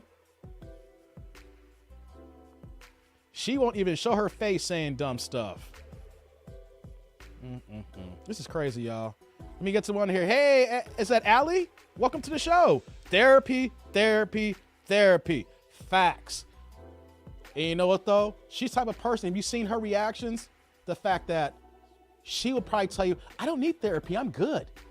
She's the type of person that'll tell you that from just for interactions when you're hearing this here. Well, I don't need that. Or your dad, I got 9 kids. I don't want all these kids. See, have you noticed all her responses to Pearly have been deflections? It has never been to listen, let it marinate, and respond back. She's only listening to respond. Don't know if y'all caught that. Let's continue. Girl, I got ain't nobody getting pregnant or having any unwanted babies. Well, for $200,000, you're gonna have to get some. Exactly. What? I dot my T's crossed and my I's dotted. That's my own little what do you call it? New thing that I'm working anymore. I gotta rewind that back. At first, I thought that money thing didn't really matter, but I'm starting to realize no, these guys just want the ability to leave you high and dry and then laugh in your face. Girl, I got ain't nobody getting pregnant or having any unwanted babies. Well, for $200,000, any you're gonna have to babies? get some. Exactly. I dot my T's crossed and my I's dotted. But that's my own little what do you call it? New thing that I'm just like, is this what they really want? I don't think so. Like, because I don't think so. I think like money just isn't like attractive to them. Like they just don't like when we see an ambitious, like driven man, that turns us on. That does not turn a guy on to like I think they don't want like a girl that's like bad with money. I think that's like a turn off. I think that like they don't want a girl that's like, you know, doesn't have like is terrible with finances, whatever. But like I just don't see guys like being like, oh my gosh, that's so sexy. She's the CEO, like the same way girls are. Like that's true. No, that's my ambition.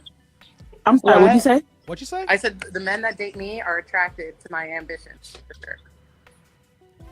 You hear this? She's always deflecting. But why are you not with these men? See, she always has a response that's saying, well, I don't have this problem. Or the men attracted to me like my ambition. If that was the case, you would be married. You would have this said man who makes $1 million. You would have this $200 engagement ring. I pointed out on the last part here, everything is a deflection. She's only listening to respond. If these men find that attractive, you would not be talking to Pearly. It's a goddamn shame, y'all. What you got here, Tommy B? Tyreek Hill said on his last podcast with Jalen Waddle, they don't care about a woman's money. They care about her looks and intellect. Especially someone like Tyreek Hill at that point in the game. You know, he's a future Hall of Famer. He just got that big deal from the Miami Dolphins. What they give, like $100 million? They give Tyreek Hill about 120, 130 million. What was it, like 80 or 90 guaranteed?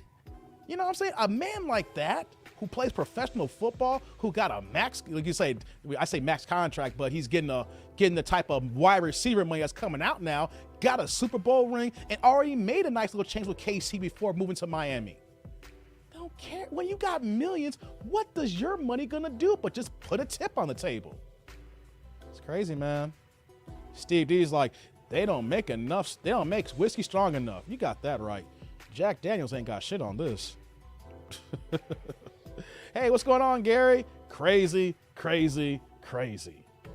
Casanova's like, I got moonshine. Hey, you know what though? You're gonna need that Prohibition bathtub moonshine for this here. That's what's needed. You need that. You need those potato alcohol. They do the suds back in the day in the 20s. That's the kind of moonshine you need to get up on here. Oh my God. Let's see here. David Dole's like, Dave, I like you, but prefer Mike's vlogs. All right.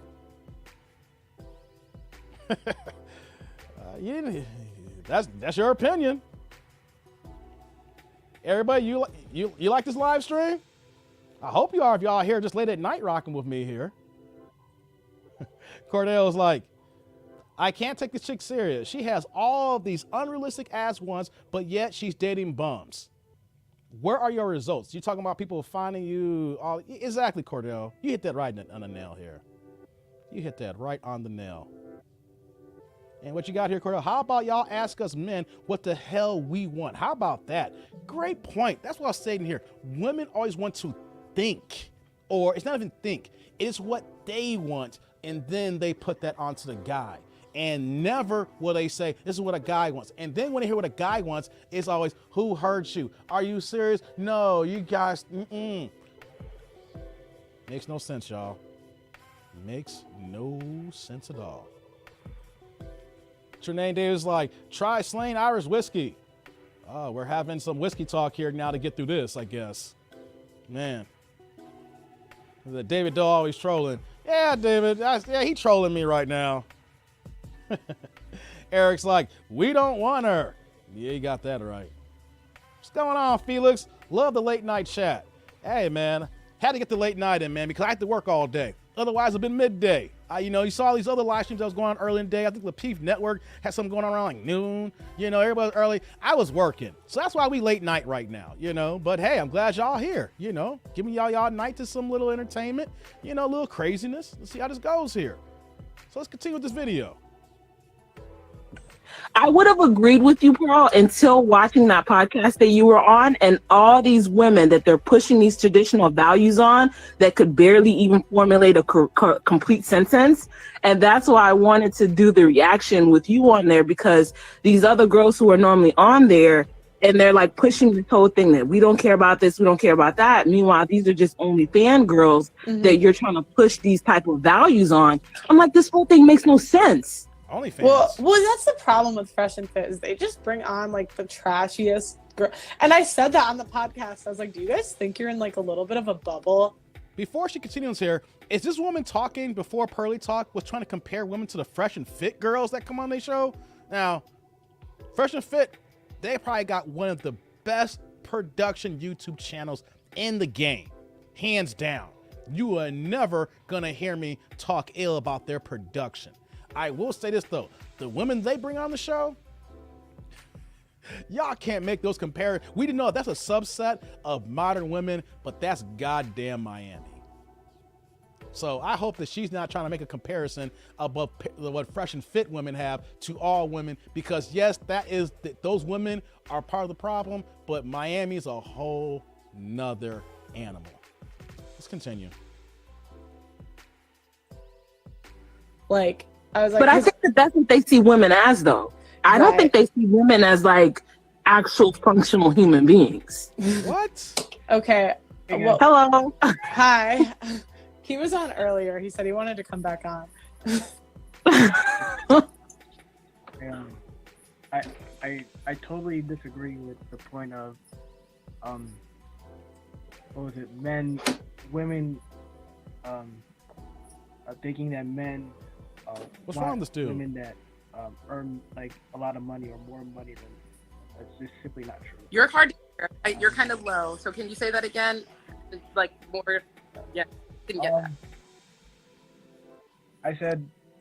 Actually, I'm looking at my timer here. So this part here is the end of the video. Not the end of the video, but old girl who's delusional is about to leave the show here. So I will stop it at that point here. I'm going to get to some of these comments here, guys. What do y'all think, man? What do y'all think? Need to get to some of these comments here. What do y'all think? Eric's like, it's not men pushing traditional values on women. It's women wanting to be treated like traditional women. I'm strong and independent, but I want a man to marry me so that I can stay at home. You're right. Women want all the benefits of being traditional, but they want to be modern. You want to straddle that fence is what we're seeing here.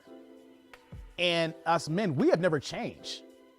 We're still the same types. Now, the problem though is that women are conflating the Pookies and Ray Rays to everybody else.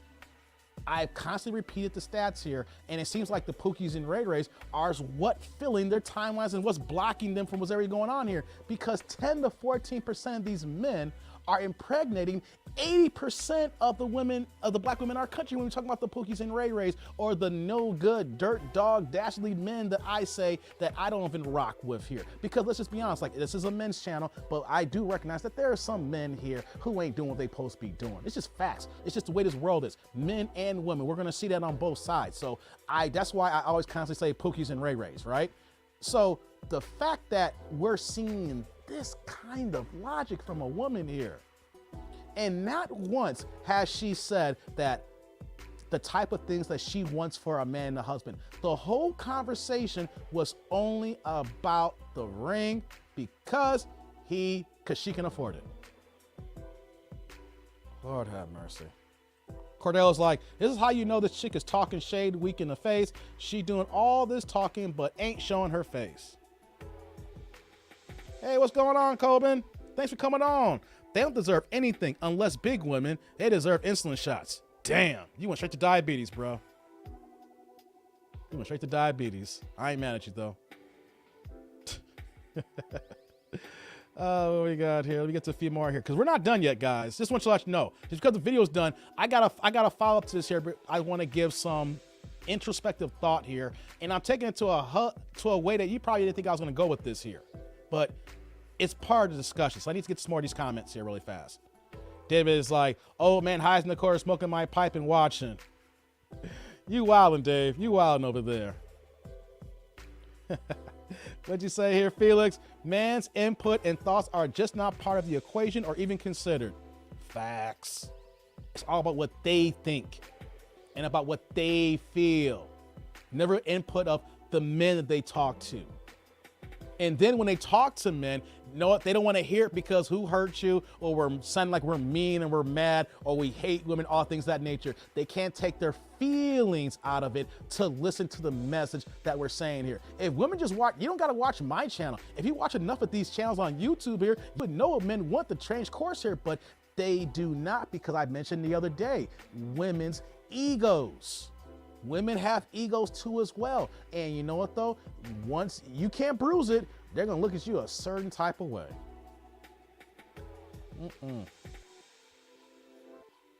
Hey, what's going on? More Knowledge TV. Shout out to Dave and follows the UK. UK in the house. What's going on, man? Glad you hopped on.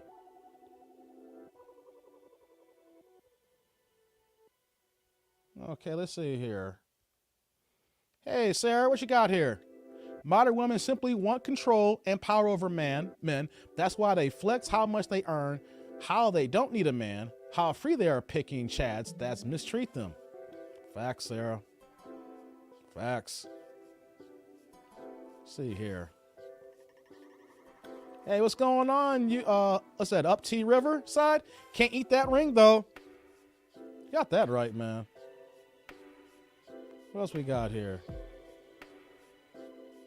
Casanova's like, that was painful to watch. It was.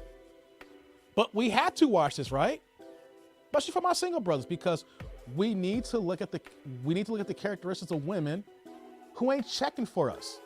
They're only checking for our wallets, because at the end of the day, for what, 30 minutes of us talking about this here, or close to like almost over an hour. Good Lord. Didn't know we were going this hard here, close to an hour. But all she is focused on when we see here is just our wallets. She ain't saying about love, happiness, family, nuclear, children, in-laws, holidays, dressing up, doing cheesy sweaters. Nothing like that you think could be in a relationship. We didn't hear nothing of that nature for 17 minutes of the video that I played here. All we heard was just the dollar bills, y'all. Dollar bills, y'all.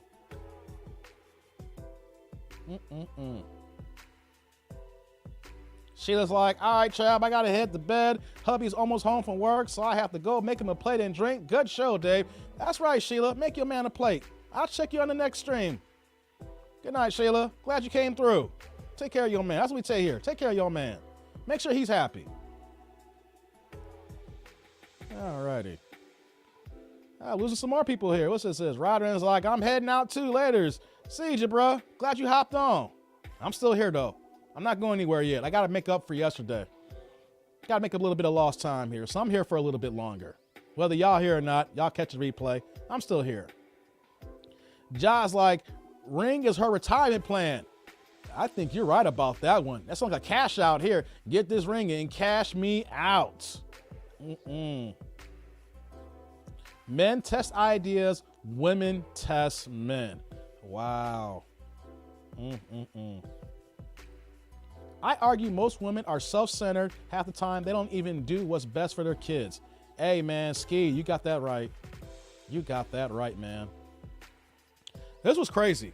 But we've seen this often where that women do not understand the value of money. They're not understanding how money works. They're not understanding that when I say the value of money, how the value of these men who actually make this kind of money. Look at the actual percentages and numbers. I mean, raw numbers showcase that black people only account for 14.4 or 14% percentage of the population in the United States. Give or take around what, 40, what's that? It's a late night, a little off. What's it, like 46 to 48, 47 million black people? And we know that there's more black women than black men in this country. Break that down even further. How many black men make $75,000 a year? We're just gonna start from there. We're not even gonna go average. 13% of black men make $75,000. Yeah, get to 100,000. That's only 7% of black men. She's already eliminated 93% of the men once we get to 100,000. She wants a $200,000 ring, means that she wants the top of the top 1%, meaning she wants a millionaire. It's only showcasing that she is only after your wallets. Women are only looking at you as a commodity. They're not looking at you as a husband.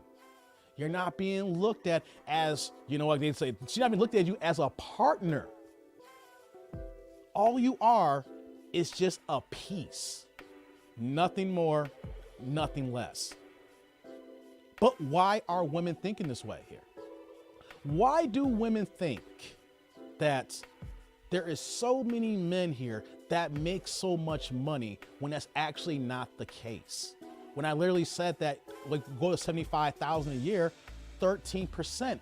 If we just break that down, that means that she's eliminating 87% of the black male population. So why do women think that there are so many millionaires? Why do so many women think that there's all these men in this country here currently right now that's getting to the money, that's getting to the bag, that's way above average, that's just getting it? Why is that, y'all? Why is that the case where that we have so many women nowadays who are so self-centered and are so egotistical on the man's wall that there's so many of these men that they can just go ahead and just pick one out and whenever they're ready?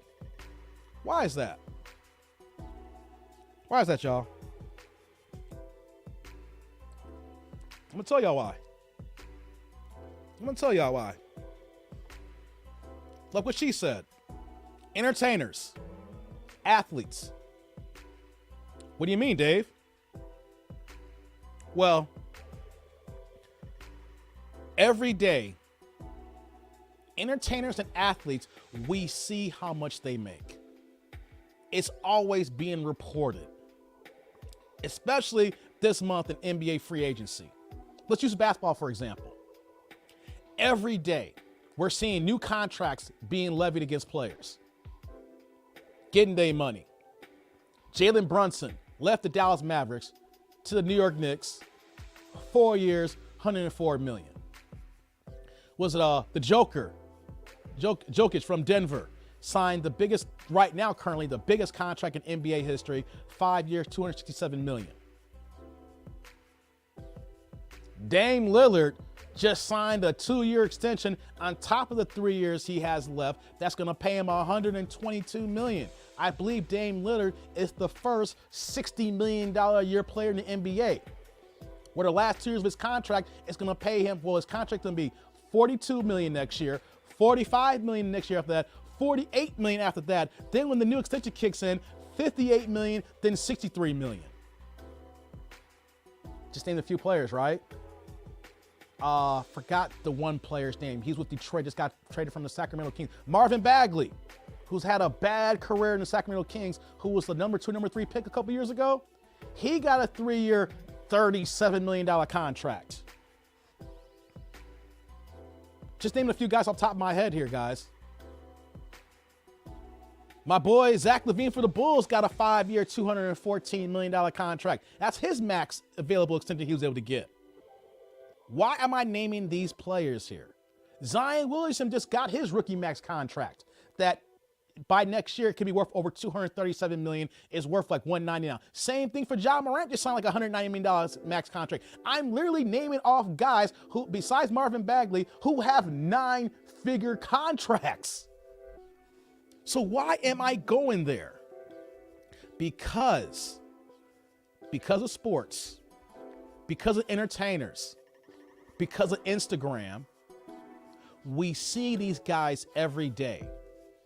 Whether we watch them playing ball during the season or we follow them on social media, and then we're seeing whether it's basketball season, football season. I just mentioned Tyreek Hill, who got, I don't remember if he was traded or I think he was traded to the Dolphins when that worked out. I remember he was a free agent, but he got all this new wide receiver money. Devontae Adams from Green Bay went to the Las Vegas Raiders. And I think he got like, close to $80 million guaranteed with a $100 million contract? I'm constantly listing off 9-figure contracts because as a society, that's all we see every day. These athletes and entertainers' contracts are constantly being thrown in our faces. Shout out to them getting their money. They're the top of the top of their profession getting paid. But what happens is women are seeing this every day.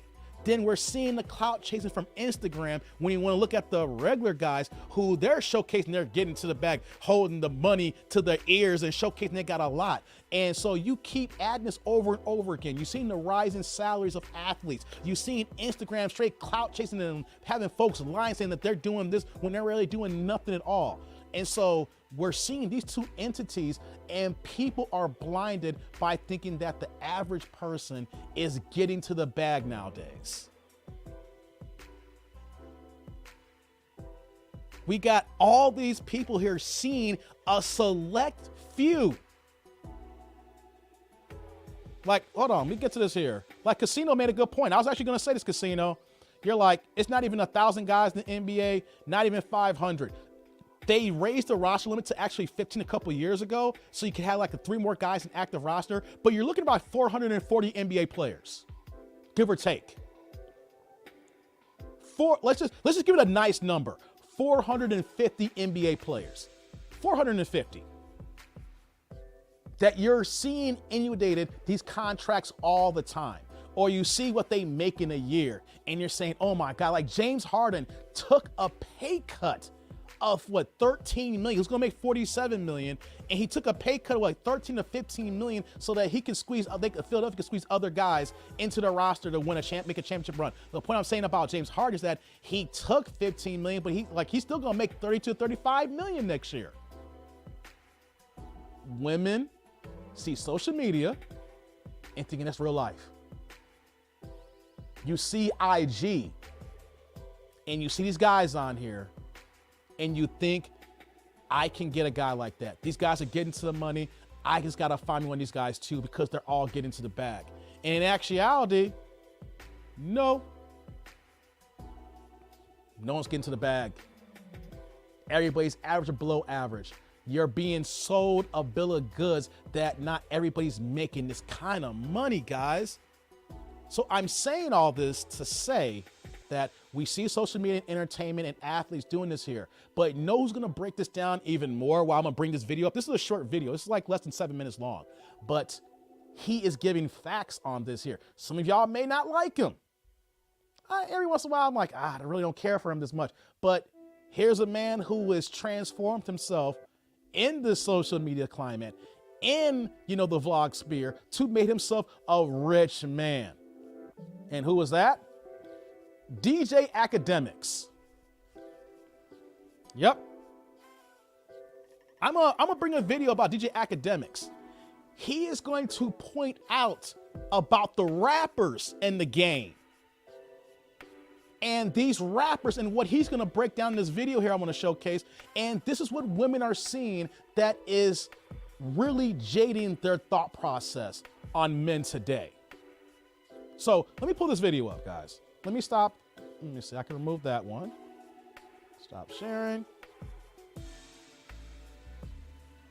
Now let me bring DJ Academics video up here, because I gotta talk about this here, because I thought this video was so profound. It was very short, but he was spitting so much stuff here. Before I get to that here, let me see here. Hey, Rada, thanks for coming onto the chat. There we go here. So let me get this video here, guys.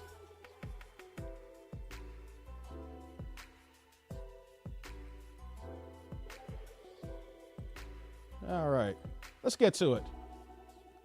And we're gonna break this down here.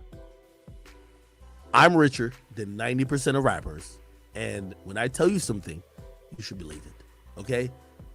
What they're doing. By the way, the majority of niggas, this is another thing I realized. Let me tell you about money. The clip is, I'll tell you about money, because I'm richer than 90% of rappers. Facts. None of them own their cars. I have the titles to every one of my cars. I realized I was losing by buying the cars outright. I bought a yours for $300,000. No, was it three? Well, there was tax with it. Everybody is doing leased deals. Oh, I'm an influencer. I'll give you $20,000 and like a couple tweets and posts, and then I'll pay $2,000 a month for the next like year, and then I'll go get another car. Nigga, I spent fucking $330,000, and my insurance is wild. It's important for y'all to know this, because it's really maybe not for y'all, but there's somebody who was me, who used to be believing all this bullshit. It's not what it is. Jewelry. I'm telling you this about jewelry. I've been watching all these rappers cashing out this and third. Me stupidly, well, not stupidly, because I just did it like a week ago. I bring this is my gambling money. My gambling money that I got back, which I've lost 10 times more money than I've gambled. So I bring $100,000 to a jeweler, and I get some shit. So I'm like, I've seen the videos at Icebox. Don't everybody buy their jewelry like just cash? You know what they tell me? Fuck no. They just borrow and we do promo. Like, these niggas don't have shit. So I'm trying to tell y'all this to break down the mentality of what you see when you think you see a rich nigga. Okay? Like, I have a R8, a Lambo, and a G-Wagon. The G-Wagon's from 2017 or 16. I'll own it forever. These niggas, if you see them switching cars every 20 seconds, bro, they don't own shit, bro. They've been trying to get me on that wave, and I'm like, oh, I thought y'all just like cars. They're like, nigga, no, we just want to have the latest car. Y'all hear that here? Let me pause that for a second. I believe Academics because like I said, his contracts for him blowing up, it's been reported. His Spotify deal, I think, is worth 15 to 20 million alone. What he makes on Twitch is ridiculous. He's one of the pioneers on Twitch. His YouTube channel is growing. He has he has other entities that's going on right now. He just has so much revolving income by covering the hip hop game here. People hated him how he did the Chirac situation, but he did what he did, and he's come out on top to be one of the top guys in this front here. And what did he say here? These rappers are broke. The same artists that we watch on a daily basis or we listen to, whether you have a streaming service like Apple or you use Spotify, or you use Tidal. I did a video with Corey Holcomb. I know a lot of my try don't watch BET anymore, but a lot of people still do because it's still on the air. And these artists who still make videos on YouTube or on BET or VH1, I know they don't do a bunch of mini views anymore. You may see it late at night or in certain spots. But what is he saying here? These guys don't have any money. And then what do? They flip these cars every year because they want to have the newest car. They're not owning them. They're just leasing. Just throwing money every year to have the latest car. And why am I saying this here? Women see these guys here and they're seeing how young they are getting this money here, how the basketball money's changed now. They think the rap money has changed now. They see the Chris Browns of the world who's been around forever getting this money. You see R&B singers getting this money, like in things of that nature. Baseball players, whatever. You're seeing every day the black athlete and entertainer getting to the bag, driving these cars, wearing this jewelry. What do you say about this jewelry? They're not even buying it. They're just taking it for a promo shoot and then bringing the shit back. And women are falling hook, line, and sinker, thinking that these guys are getting this money. And then you go to IG, Instagram, and see these guys fronting, and they think that all these guys are getting this money. And that's not the case. These rappers are broke.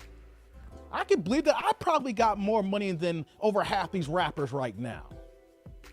And Ak is breaking this down here just by the simple things of the jewelry and the cars that these guys are not even buying, but borrowing, we could say. Let's continue. I'm like, oh, okay. So then I see them with the jewelry. I said, all right, yo. Nigga, I'm getting the jewelry. They're like, all right, so how you want to pay for it? I'm like, cash. They're like, wait, you're just going to buy it? I'm like, yeah, don't everybody buy it? Nigga, no. Here's the point, man. I only say this because when I start talking about these bitch-ass, broke-ass rappers, y'all know it's big fucking act. And they could never talk to me crazy. Have y'all noticed the conversation's been a little bit different? None of these rappers talk to me crazy anymore. Nigga, I son all these niggas. By the way, I wore the Cuban during the DDG interview. DDG got bread. I'm gonna do this to I want y'all to watch me and listen to me. I'm gonna do this as a troll. I'm gonna bring out my most expensive car that I paid for cash and my most expensive jewelry, all the jewelry shit. And then I'm going to talk to a nigga who been flexing on y'all, acting like he got money. Then I'm going to talk real money with him. I'm going to expose him without exposing him. So I'm going to act like I'm not exposing him. Be like, yo, oh, word, I see you with that car. Like, how'd you get it? Because I know I got mine. I paid for cash. It was a wire. That's my new thing. I'm sorry, man. Yeah, I got to, people say, where's YouTube? Yeah, I'm pretty much done playing music. Hold on, let me get this comment here. I like what you said here, Nancy. This isn't new. Dope boys in the hood do same thing. Matter of fact, they get good girls with good cred to rent them. That's a good point here, Nancy, and that's why I'm bringing this video up too. Because rappers, we're like the rest of Young Thug and Gunna. Hood dudes, drug dealers, illegal activity, whatever they're gonna say, they got them on a RICO case with Thugger and Gunna. You know what I'm saying? These guys coming out the hood and they still living their same lifestyles. But what we're saying here is that these guys who come from the hood and then now they're on TV. So that's the double whammy here. Like you're saying here, Nancy, hood dudes always had money. Drug dealers always were putting, showing that work and then putting out there and flaunting, and women were just flocking. And now, of course, because the rap game, they going from drugs to rapping. Or they may not be in it, but they still have their affiliates who from back home are involved in that lifestyle here. The point is, though, is that women see all these type of men getting it, right?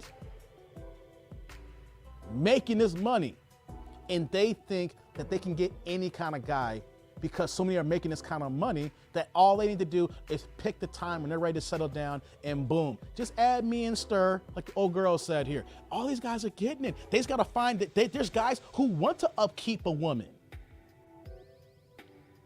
That's why we're showing this here, because we got men who capping about the money they making, and then the women fall on hook, line, and sinker for it. Let's continue, y'all.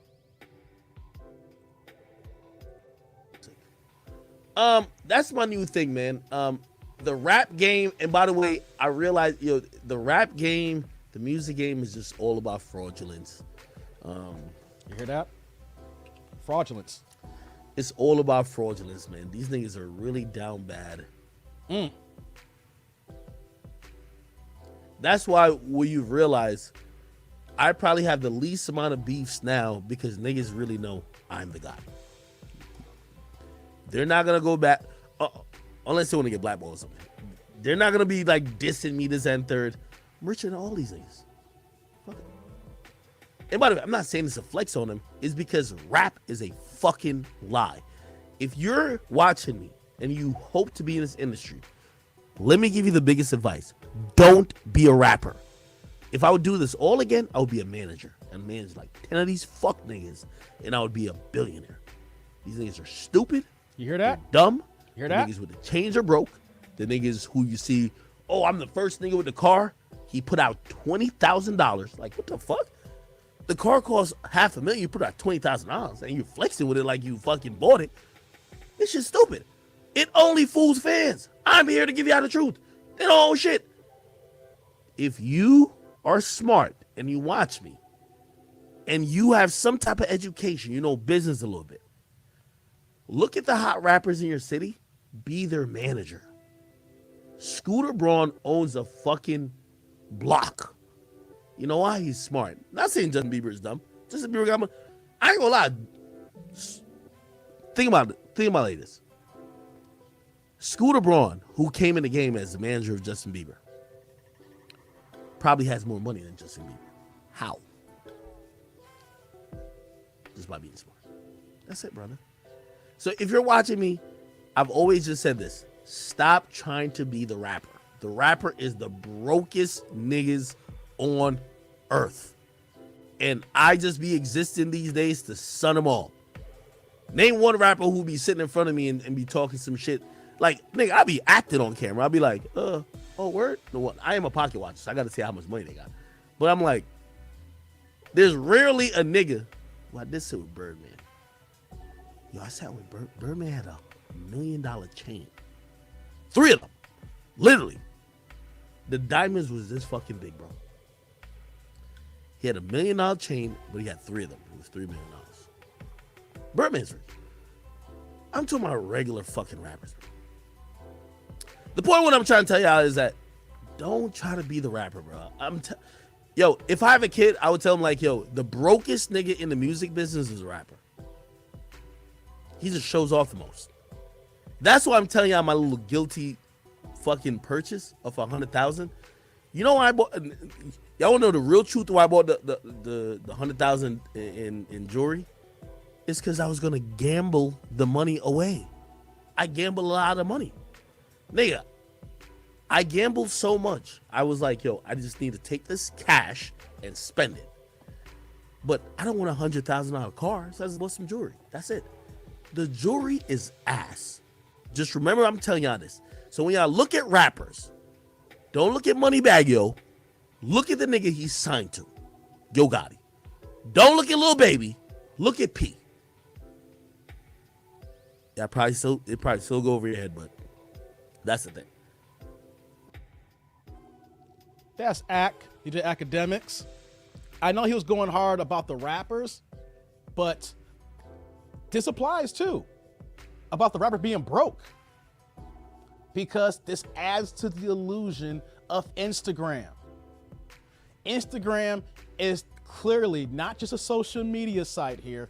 It's the biggest dating site in the world, whether you want to recognize it as a dating site. Because all you gotta do is slide to someone's DMs and carry that conversation. They check out your profile. If they feeling what your IG is, you in like Flynn. As long as you false flagging enough here. And so when he talks about the jewelry and that it's ass and it means nothing, that's why I'm bringing it back to the $200,000 ring. You're not making anything off that $200,000 investment. It may appreciate a little bit, the diamond or cluster diamonds that she may have, what she's looking for that engagement ring, right?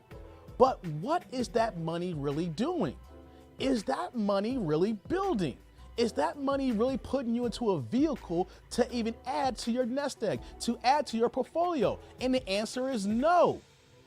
Unless you're running a scam and you put a high insurance claim on it, so when you lose it, the insurance company pays out. But that's not some illegal activities that this is what my tribe is not about here. We're not trying to pull no scams or some one-ups to do to get that one big job. No, we're not talking about here. So when a woman says this here, like 200,000 is crazy astronomical. Let's just bring it down to any number. Let's say that woman you meet wants a $40,000 or $50,000 ring. Why? I can put that money, again, like I said, in the S&P. I know that the market is trash right now. But you know what, though? I'll put that in the S&P and walk away in 5 years. I'll come back in 2027, and we are living scrimps and scampies and crab legs all day, every day, baby. It is nothing but Moet. Like what did Biggie say? We drink champagne when we're thirsty. That's what we're doing when you manage your money right. A woman like that here only cares about the wedding day. She only cares about the jewelry. She only cares about the things that doesn't matter in real everyday situations when you're in a relationship here. It's only about the dollar, only about the wallet, and what about you can give her because she said that she can make it. That's not what a relationship is. Because you can make it, you expect me to give it to you? That's not the give and take the way relationships work here. And so she is she is visualizing and being hypnotized, the word I want to use, by seeing the athletes. And I'm talking about the rappers who are actually broke, and then they're leasing these cars, or then they go ahead in this jewelry that's either fake or they're borrowed and bringing it back here. And then and now she's 30 years old, and do we really see this type of woman getting the goals that she's looking for because her yoga instructor has this type of ring, because her boss has this type of ring? Just because another woman has these opportunities, what makes you think that you can have these same opportunities? No, it doesn't work that way. Just because someone else is getting to the bag doesn't mean that you're gonna be successful in getting to the bag. Like in YouTube here, I can look at another content creator who's doing the same thing as me. I'm like, he's doing it, so I should be able to do it. It doesn't work that way. You gotta put in the work. And then once you put in the work and then see how it flows here. But she doesn't care about that, guys. No, it's all about the appearance. It's all about the illusion. It's all about money, not about the true value of building a nuclear relationship and a marriage. So we have to keep ourselves in a swivel, fellas. And I brought this up here because I want to say like recently, but there was a period of time where I thought these guys were getting this money. I thought these guys were getting to the bag. And then I realized, because reason why I wasn't paying attention, because I'm working getting to the bag. So I'll just hop on social media and I'll be like, oh, wow. How is it these guys are having all this here? I'm busting my ass making this kind of money here. I don't have these kind of results because they're all lying. Instagram is the devil. And people are falling for it. I literally saw someone, it was a meme, it was a funny video, but it showcased how people can trick somebody. Like this one guy was showing how he was taking a picture, like he was at the beach and in the sand. In actuality, he was in the back parking lot with this dump truck that was putting sand for the school, and he was just sitting there and got the perfect angle like he was on the beach when he was actually in a pickup truck. But he over here taking pictures like, yo, look at me, I'm getting it. No, you aren't. You're in the back of a pickup truck on 42nd. So this is for us to bring up here that let's not get hypnotized. Let's not be drawn to the people who think they're getting it when in actuality they're not. Be surprised how so many people are down bad, but they're showing that they're not. How many people are over leveraging their credit to keep up with appearances, to keep up with the Joneses. Look at the inflation right now. Look at the economy today. Look at everything we got going on right now. There is more people down bad than there is going to be good. This is a facts. People are hurting these streets here, but we got women thinking that they can wait all the time in the world. They can go ahead and pick these millionaires up because it's like shooting fish in a barrel because all of us are millionaires, and then you can all live off in the sunset. It's not the case, guys. Nope. No. It's a damn shame, y'all, that modern women thinks that you can have your cake and eat it too. And that's what I'm gonna teach here is like, nah, that's not the case here. My tribe is building and we're strong. We may not be making enough to have a $200,000 engagement ring, but you know what though? We're honest, respecting, hardworking men. And what we're saying is no to women like that. Keep it moving, keep it pushing. And if y'all see these guys, if y'all see this tribe, man, throw them to the wayside. Because a woman 30 years old who literally thinks this way, just give her a dog and die alone, because once it really hits her, she'll know. And when she knows, cancel Christmas. Get some of these chats here, guys. Oh man, I've gone 3 hours and 20 minutes, almost 3.5 hours. Let's get some of these chats here, guys. I know people gotta go to work tomorrow. I wish I would've got this on Saturday night, because then we really could have marathon streamed, because I gotta work tomorrow too. I'm gonna go just a little bit to get to some of these comments here.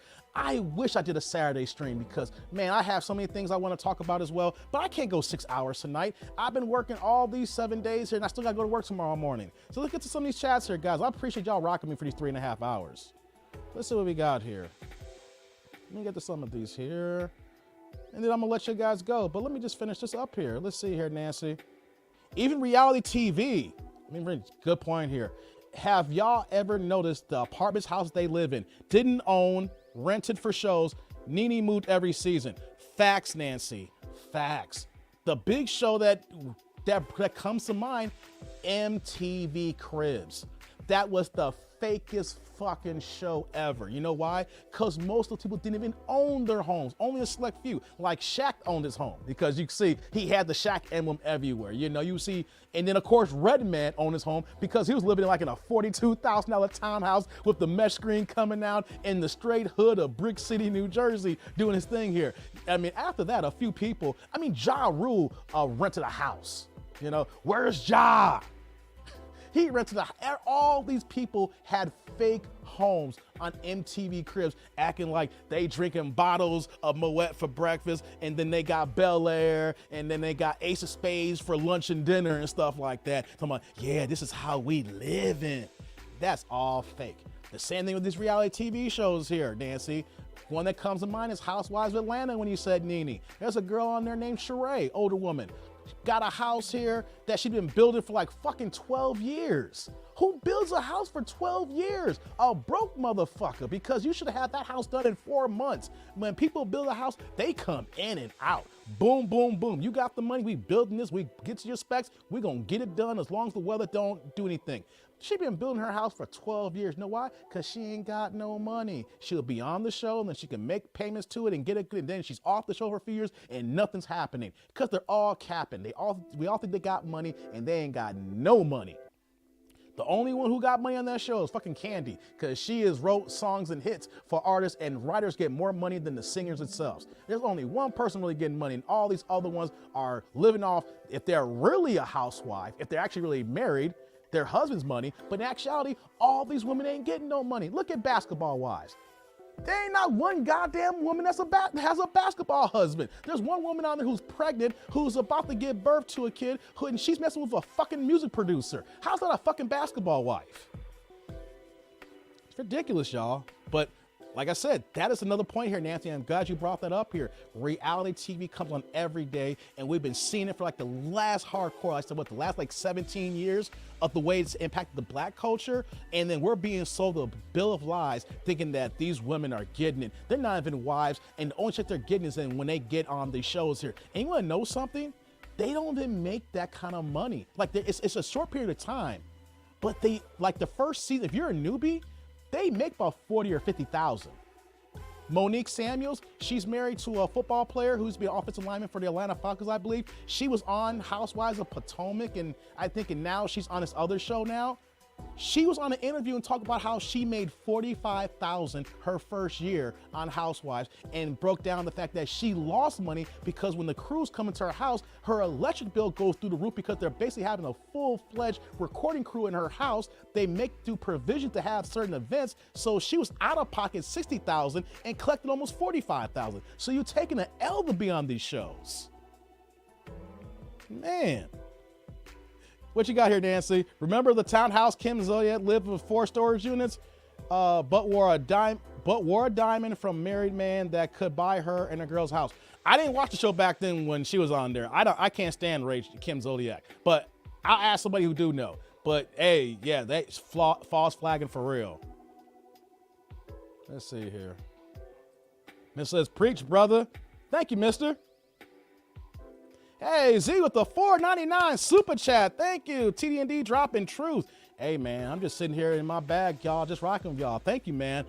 $5. You dropping that Cinco. Appreciate you, bro. Thank you. Thank you for coming in, man. You're making this Sunday night worth it, man. I'm glad I was able to cam up. I got to be honest, about 30 minutes before camera time here, I was going to say, oh, man, I'm tired as hell. Let me cancel. Man, your boy is wide awake going 3.5 hours here. Thank y'all, man. Thank you, Z. I appreciate it. Nancy's like, they had a reality show called WAGs, Wives and Girlfriends of Sports. I did see that on E! I saw like a few episodes because I was kind of curious because it was like based on, what was it? I forgot what LA team. A lot of these women were girlfriends of. I can't remember, it was the Clippers some of these girlfriends were for, and like Dodgers girlfriends. And I'm looking at this as like, yo, these women are such clout chasing to be on the show. Good point. Let's see here. Hey, what's going on, Juan? Thank you for coming on the show. Basketball Wives should be called basketball jump-offs. You got that right, or basketball side pieces. Because you got gangs of women on there. These women are not even wives. There's one woman on there, she only dated the dude, and she got on the show.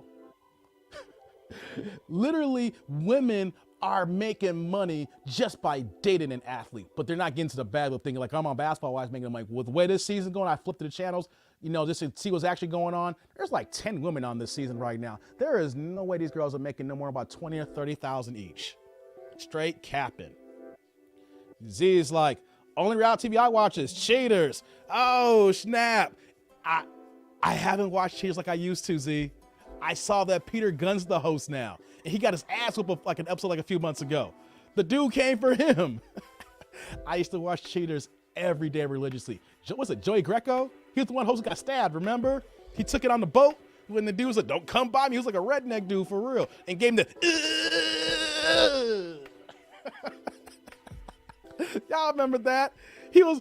Joey Greco was a 5th degree black belt, and he didn't think that no one would give him that work. Look up, the old host of Cheaters is a martial arts expert, and he had no idea on live TV that someone would give him that shank and give him the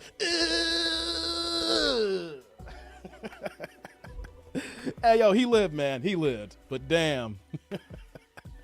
You bringing it back, man. Hey, let me know how Peter Guns is doing on the show. I know he got his ass whooped, but I haven't watched much after that. Oh, let me get some more of these here. Yep, Peter Guns is the host. Yep. And she's like, let's not go there about Shawnee O'Neal fake too. Man, Shawnee O'Neal's not even married to Shaq anymore. She married a pastor. You're not even a basketball wife anymore. You're a pastor's wife. Why don't you start a new show called, you know, Church Wives or something like that? Shawnee ain't even a basketball wife no more. Oh, we don't want to get into her. Casinos, like, they make like $1,500 a show. Yeah. Give it, depending on like if you're a newbie like Basketball Wives. Yeah, I believe that. Like Housewives, there's only like 6 of them, so there's a little bit bigger budget. But Basketball Wives, oh yeah, I would be surprised about $1,500, $2,000 an episode. And especially for the ones that not even on the marquee, that you don't even see their face on the promo. They're just a friend of a basketball wife. So Peter Guns is super cheesy on the show. Is he really? Okay. That was my ish back in the mid 2000s, man. You couldn't tell me nothing about no Cheaters, man. I used to do marathons on Cheaters, boy. Oh, man. He's like, she wasn't a basketball wife when she started the show. Nah, her and Shaq been broke up. What? The show started in 2009. And they're already divorced. You're right. I think the show started back in Orlando. They were already divorced back then. Matter of fact, the only one that was married initially was Malaysia Pargo, who's married to Gennaro Pargo. Reason why I know that, because he's played for the Bulls. Stand up, Gennaro Pargo. But they broke up now. So you got divorcees over here. You got baby mamas over here. You got, she slept with a basketball player, but now pregnant by a music producer. Matter of fact, I take that back. There's one woman who's still married to her husband, but he's retired now. Jason Maxiell, he played for the Detroit Pistons, so they're still together. You got one, and he's retired. Damn shame. His name on the show was Peter Pankey. Peter Pankey. And Peter Guns with all 17 of his kids. That's a dude who needs to get a vasectomy, y'all. If y'all know the history about Peter Guns and him being on another show, Love and Hip Hop. This all ties into play here when we talk about all these reality shows. Love and Hip Hop that Peter Guns is on.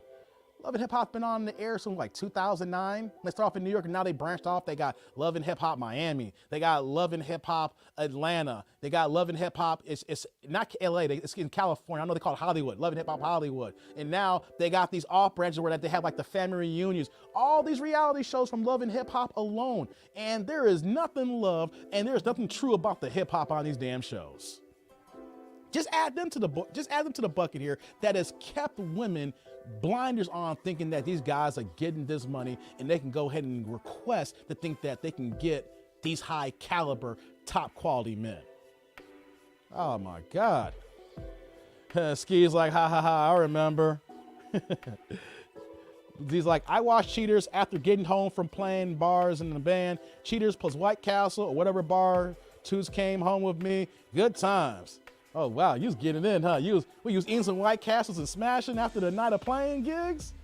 Okay, Z, I see how you get down.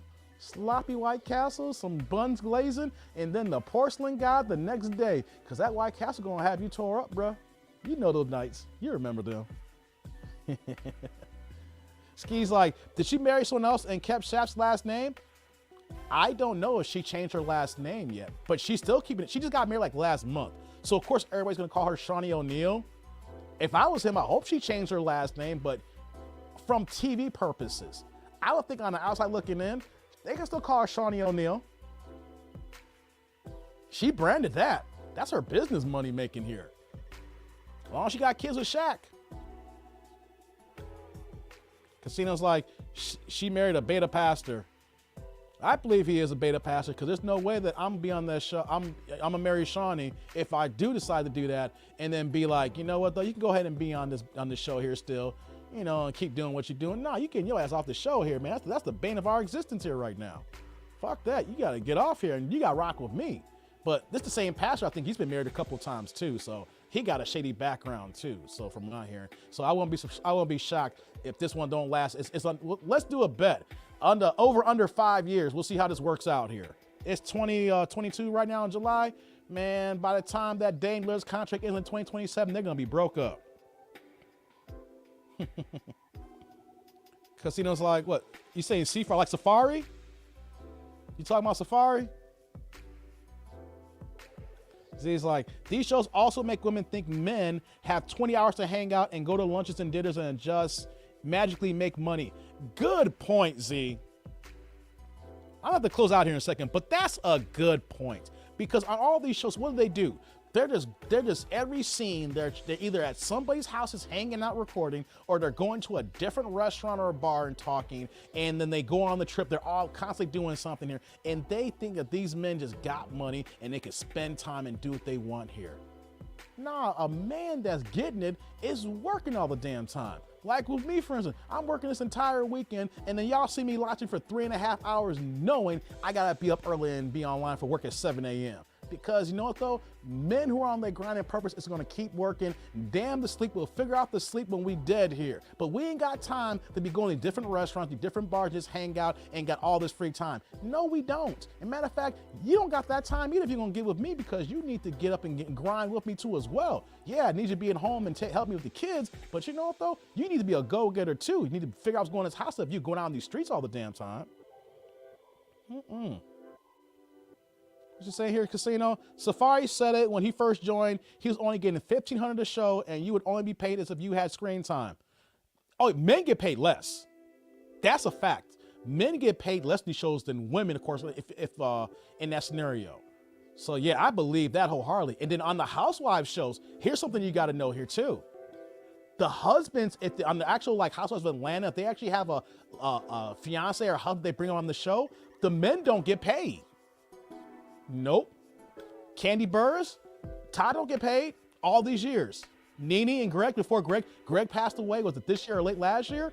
All the years Greg was on the show, he didn't get paid. Anybody who had a spouse in those shows, the men don't get paid. What happens though is that depending on the screen time with that woman, like Candy, she's a face now of the franchise. She's requested more money for the time that Todd is on, but they don't cut Todd a check. They don't cut none of the men a check. The women can get their salaries increased. But you're right though about Safari. Yeah, I believe that. The only man who's actually getting money off Love and Hip Hop is Ray J. Ray J is the only one that was out the door coming in the franchise and getting a bag, because Ray J just draws people to TV. You know what I'm saying? Whatever it is that he's doing, he keeps eyes on him. But he is the only one. Like I say, he is the anomaly.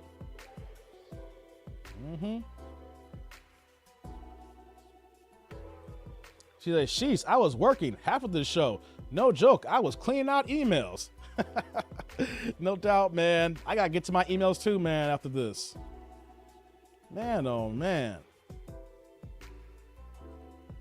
Let's do this here. So yeah, guys, we've gone 3.5 hours, man. I'm about to hear they close this show out, man. I gotta get ready for work in the morning. I gotta wind down. You know, got this Moet. You know, I guess I'm gonna, let's get a little bit more here, guys. Drip, drip. Oh, it's all gone. I drank the whole damn bottle. But not in the live stream, though. I've been working this for a couple of days, though. I bought this on Friday. So don't think that during this 3 hours, I drink a whole bottle of Mo. I don't get down like that, guys. But what you got here, Craig? Ray J makes a bag from his Raycon headphones, too. Oh, yeah, he blew up on Raycon. He, basically, Ray J was able to use his name to put behind certain brands and get that bag. I ain't mad at Ray J when it comes to getting money. I'm just mad at the way he maneuvers, because got some beautiful daughters, but he chose the wrong damn woman. Princess is a fucking crazy person. Y'all seen her on TV. She is fucking crazy. And I knew that relationship was doomed when they first got together. You know why? Because Princess used to be part of Floyd Mayweather's stable. Back when Ray J first met Princess, this was during the time when Floyd had his stable of women, and he had like anywhere from like 17 to 22 women. Princess was one of those women. And this is back when Ray J and Floyd were tight, and he was hanging out at the house all the time. I don't know if you see the video, you can Google when they were clowning him about singing One Wish. And you know what happened then? When him and Floyd had a falling out, he was messing with Princess. So when he had a falling out with Floyd, Princess followed Ray J because she was tired of being one of 21. So then she left Floyd and got with Ray J, and then the rest is history. But you see how they roll and how they operate. That woman's crazy as hell. But he's getting to the bag, though. I just wish that he was better with his choice of woman. He chose a woman that, you know, curses him out, want to fight him and everything else. So that's not what we want to do here. You know, the Scooty bikes. Yeah, the Scooty bikes. He kept talking about the damn Scooty bikes. So shout out to Floyd. Yeah, I'm a big boxing fan. You know, like I said, back during the heyday, I used to be in Vegas going to these Floyd fights, man. So, I mean, when it comes to boxing, shout out to Floyd.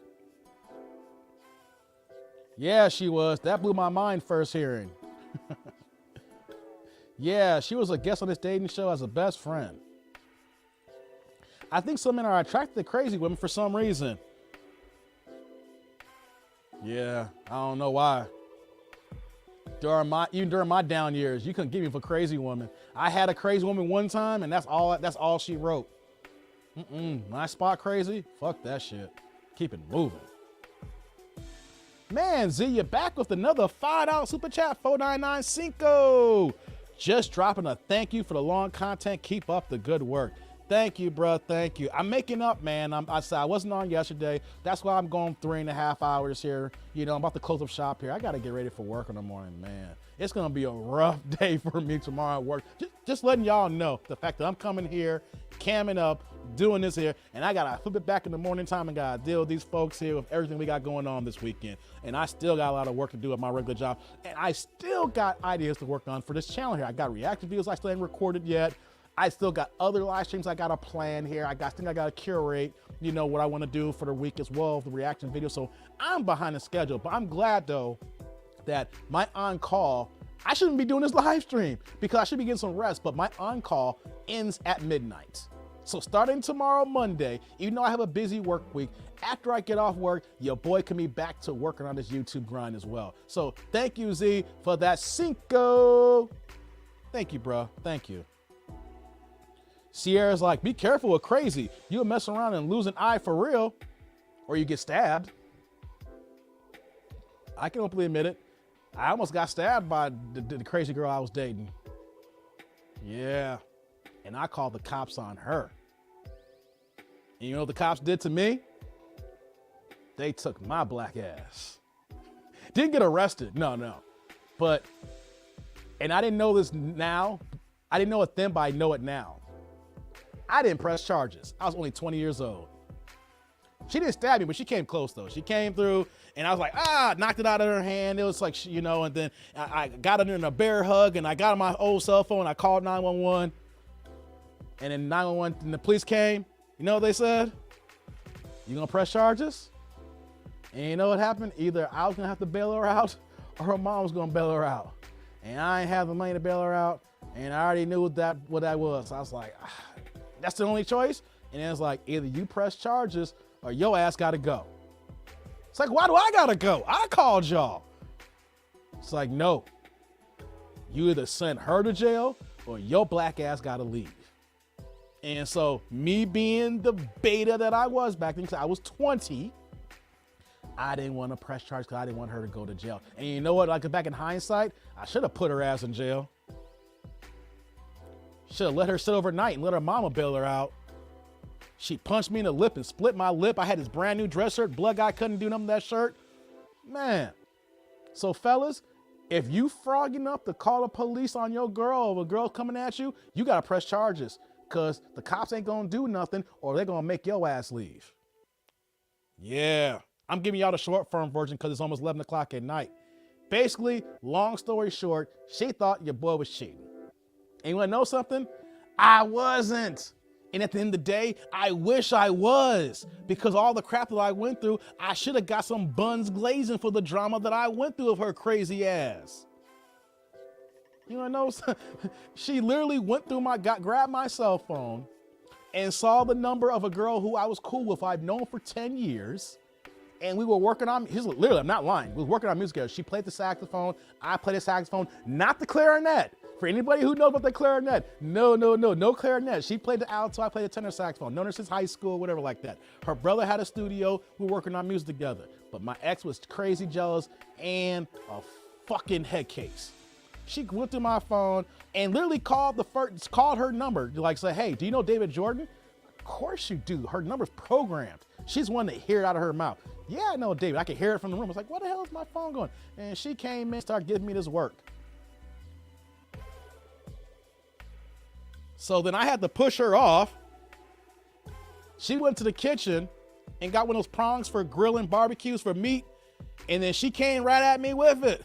I was like, oh shit. So I slapped it out of her wrist and it fell on the ground. So I immediately put into her a bear hug and I went down and I clamped down. And luckily enough, I had, all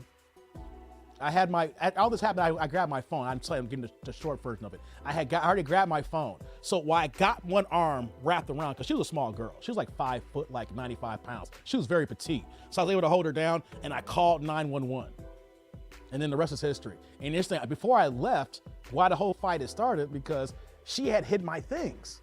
So I was like, okay, I'm not gonna press charges. Let me get my stuff. Where's your stuff at? She's like, I don't know where your stuff is at. I'm like, stop playing. Wait a minute, so you gonna kick me out the apartment and I can't get my things, and I got blood all over my shirt, and I called y'all. Cops like, press charges or you gotta leave. You know what happened? I had to leave.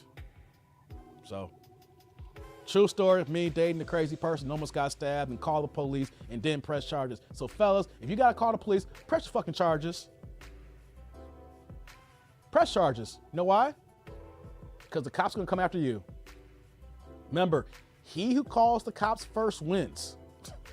And then whenever you call the cops, you better put them person in bracelets. Otherwise, if you a man, that's your ass, Mr. Postman. Let me get to some of these comments here. I'm about to get out of here because my earpiece is about to die here. Don't forget to press charges. That's right, Sierra. Dave putting it down at 20. I was a beta 22. I got no problem saying that. Your boy was extra beta. That's really cool. Musicians are great. My ex didn't think so. I seen a chick stab herself and say her man did it. They took the man to jail until the convenience store camera exonerated him. Days. Crazy, bro. That's what we go through. Casino, like, this is my first time watching you. This was a good show. Thank you, man. Thank you, Casino. Appreciate it. We try to, hey, we just trying to build on this, you know. This is gonna get better. Just rock with me here. Eric's like, great show, Dave. Thank you. I was 13 when I saw that. Chick was 18. Early lesson women. Great show. Thank you. Females are violent and they are strong too. That shit hurts.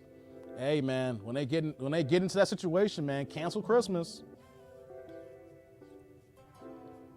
She's friend to the end, Dave. If she succeeded, this show may be that dude named Torchy. Thank God she failed. Oh, that's a good one, Z. That's a good one. I meant she tried, yeah. Hey, what's going on, Lee? First time I seen you here. These women lucky to have a man, let alone ring size. Right. Wow. Okay, fellas, and ladies, I gotta get out of here.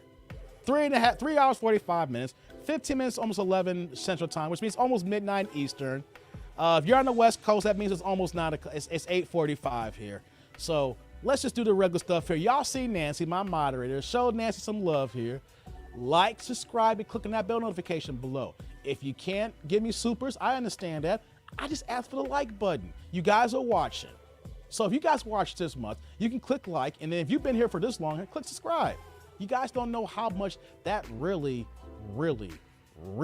helps the algorithm, okay? I'm not asking for any money. Had a dickhead today try to tell me, you begging for supers. I don't beg for supers. I just ask if you watch the content. And then just let you guys know some advanced stats. If you look at my channel and my numbers, 40% of my numbers come from subscribers. The other 60% comes from people watching every day and not subscribed. So I'm just gonna say this here, guys. If you watch more than 3 videos, click subscribe. That's it then, because the YouTube algorithm is gonna put my videos into your recommended or up next or watch now. So if you got through 3 videos of mine, click subscribe.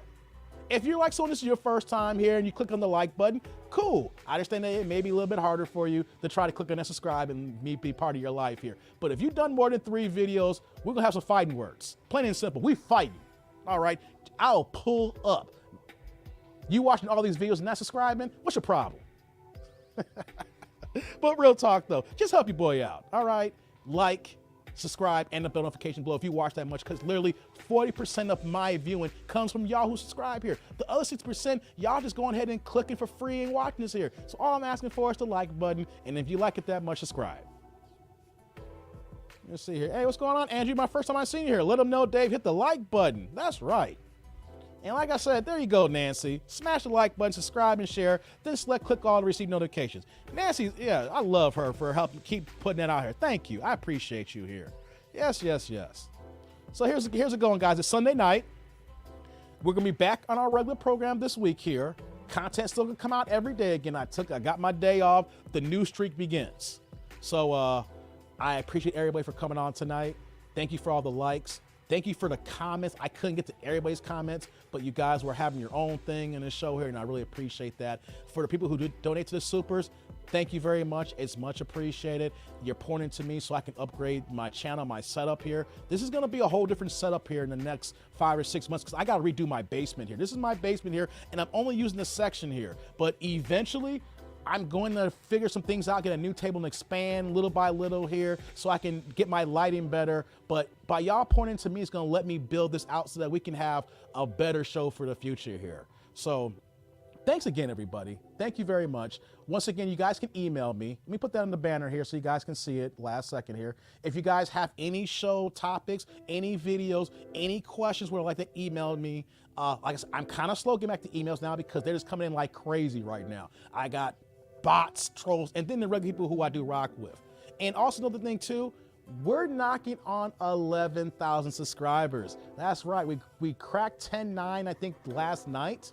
So we're under 100 away from 11,000 here. So like I said, the next milestone I want to do I'll do a big live stream show, maybe like another 10-hour one, will be for like 25,000. But man, we're knocking on 11,000. So this is just so dope. I had no idea that I'll start this in February. And then some of y'all will subscribe and like and watch these videos like this here. So we're gonna get out of here, guys. 10 minutes to 11. We had a good time, didn't we? Talk about Brittany. Y'all felt that she needed to stay her ass in Russia and stay in jail. We talk about $200,000 engagement rings. And we talk about how people are just blinded by social media, by entertainers, and just by these contracts that thinking that everybody's making this money here. So let's keep these thoughts in mind and let me know what y'all think about this video here in the comments. Just pour out after the fact. Or if you're watching this on the replay here, if you can't get this live, you're on the replay, thank you again for watching this here because I rock with y'all as well. But until next time, y'all, I am that dude named Dave. It is still July 10th, Sunday for TDND Live. Thank you, everybody, for pouring in. But you know what, though? I got to get out of here. Got to get these locks right and got to get ready for work in the morning. But until next time, y'all be easy. Y'all stay at home. Don't glaze the wrong cheeks because we don't need y'all telling me some horror stories. But until next time, I'm that dude named Dave. I'll see you later, YouTube world.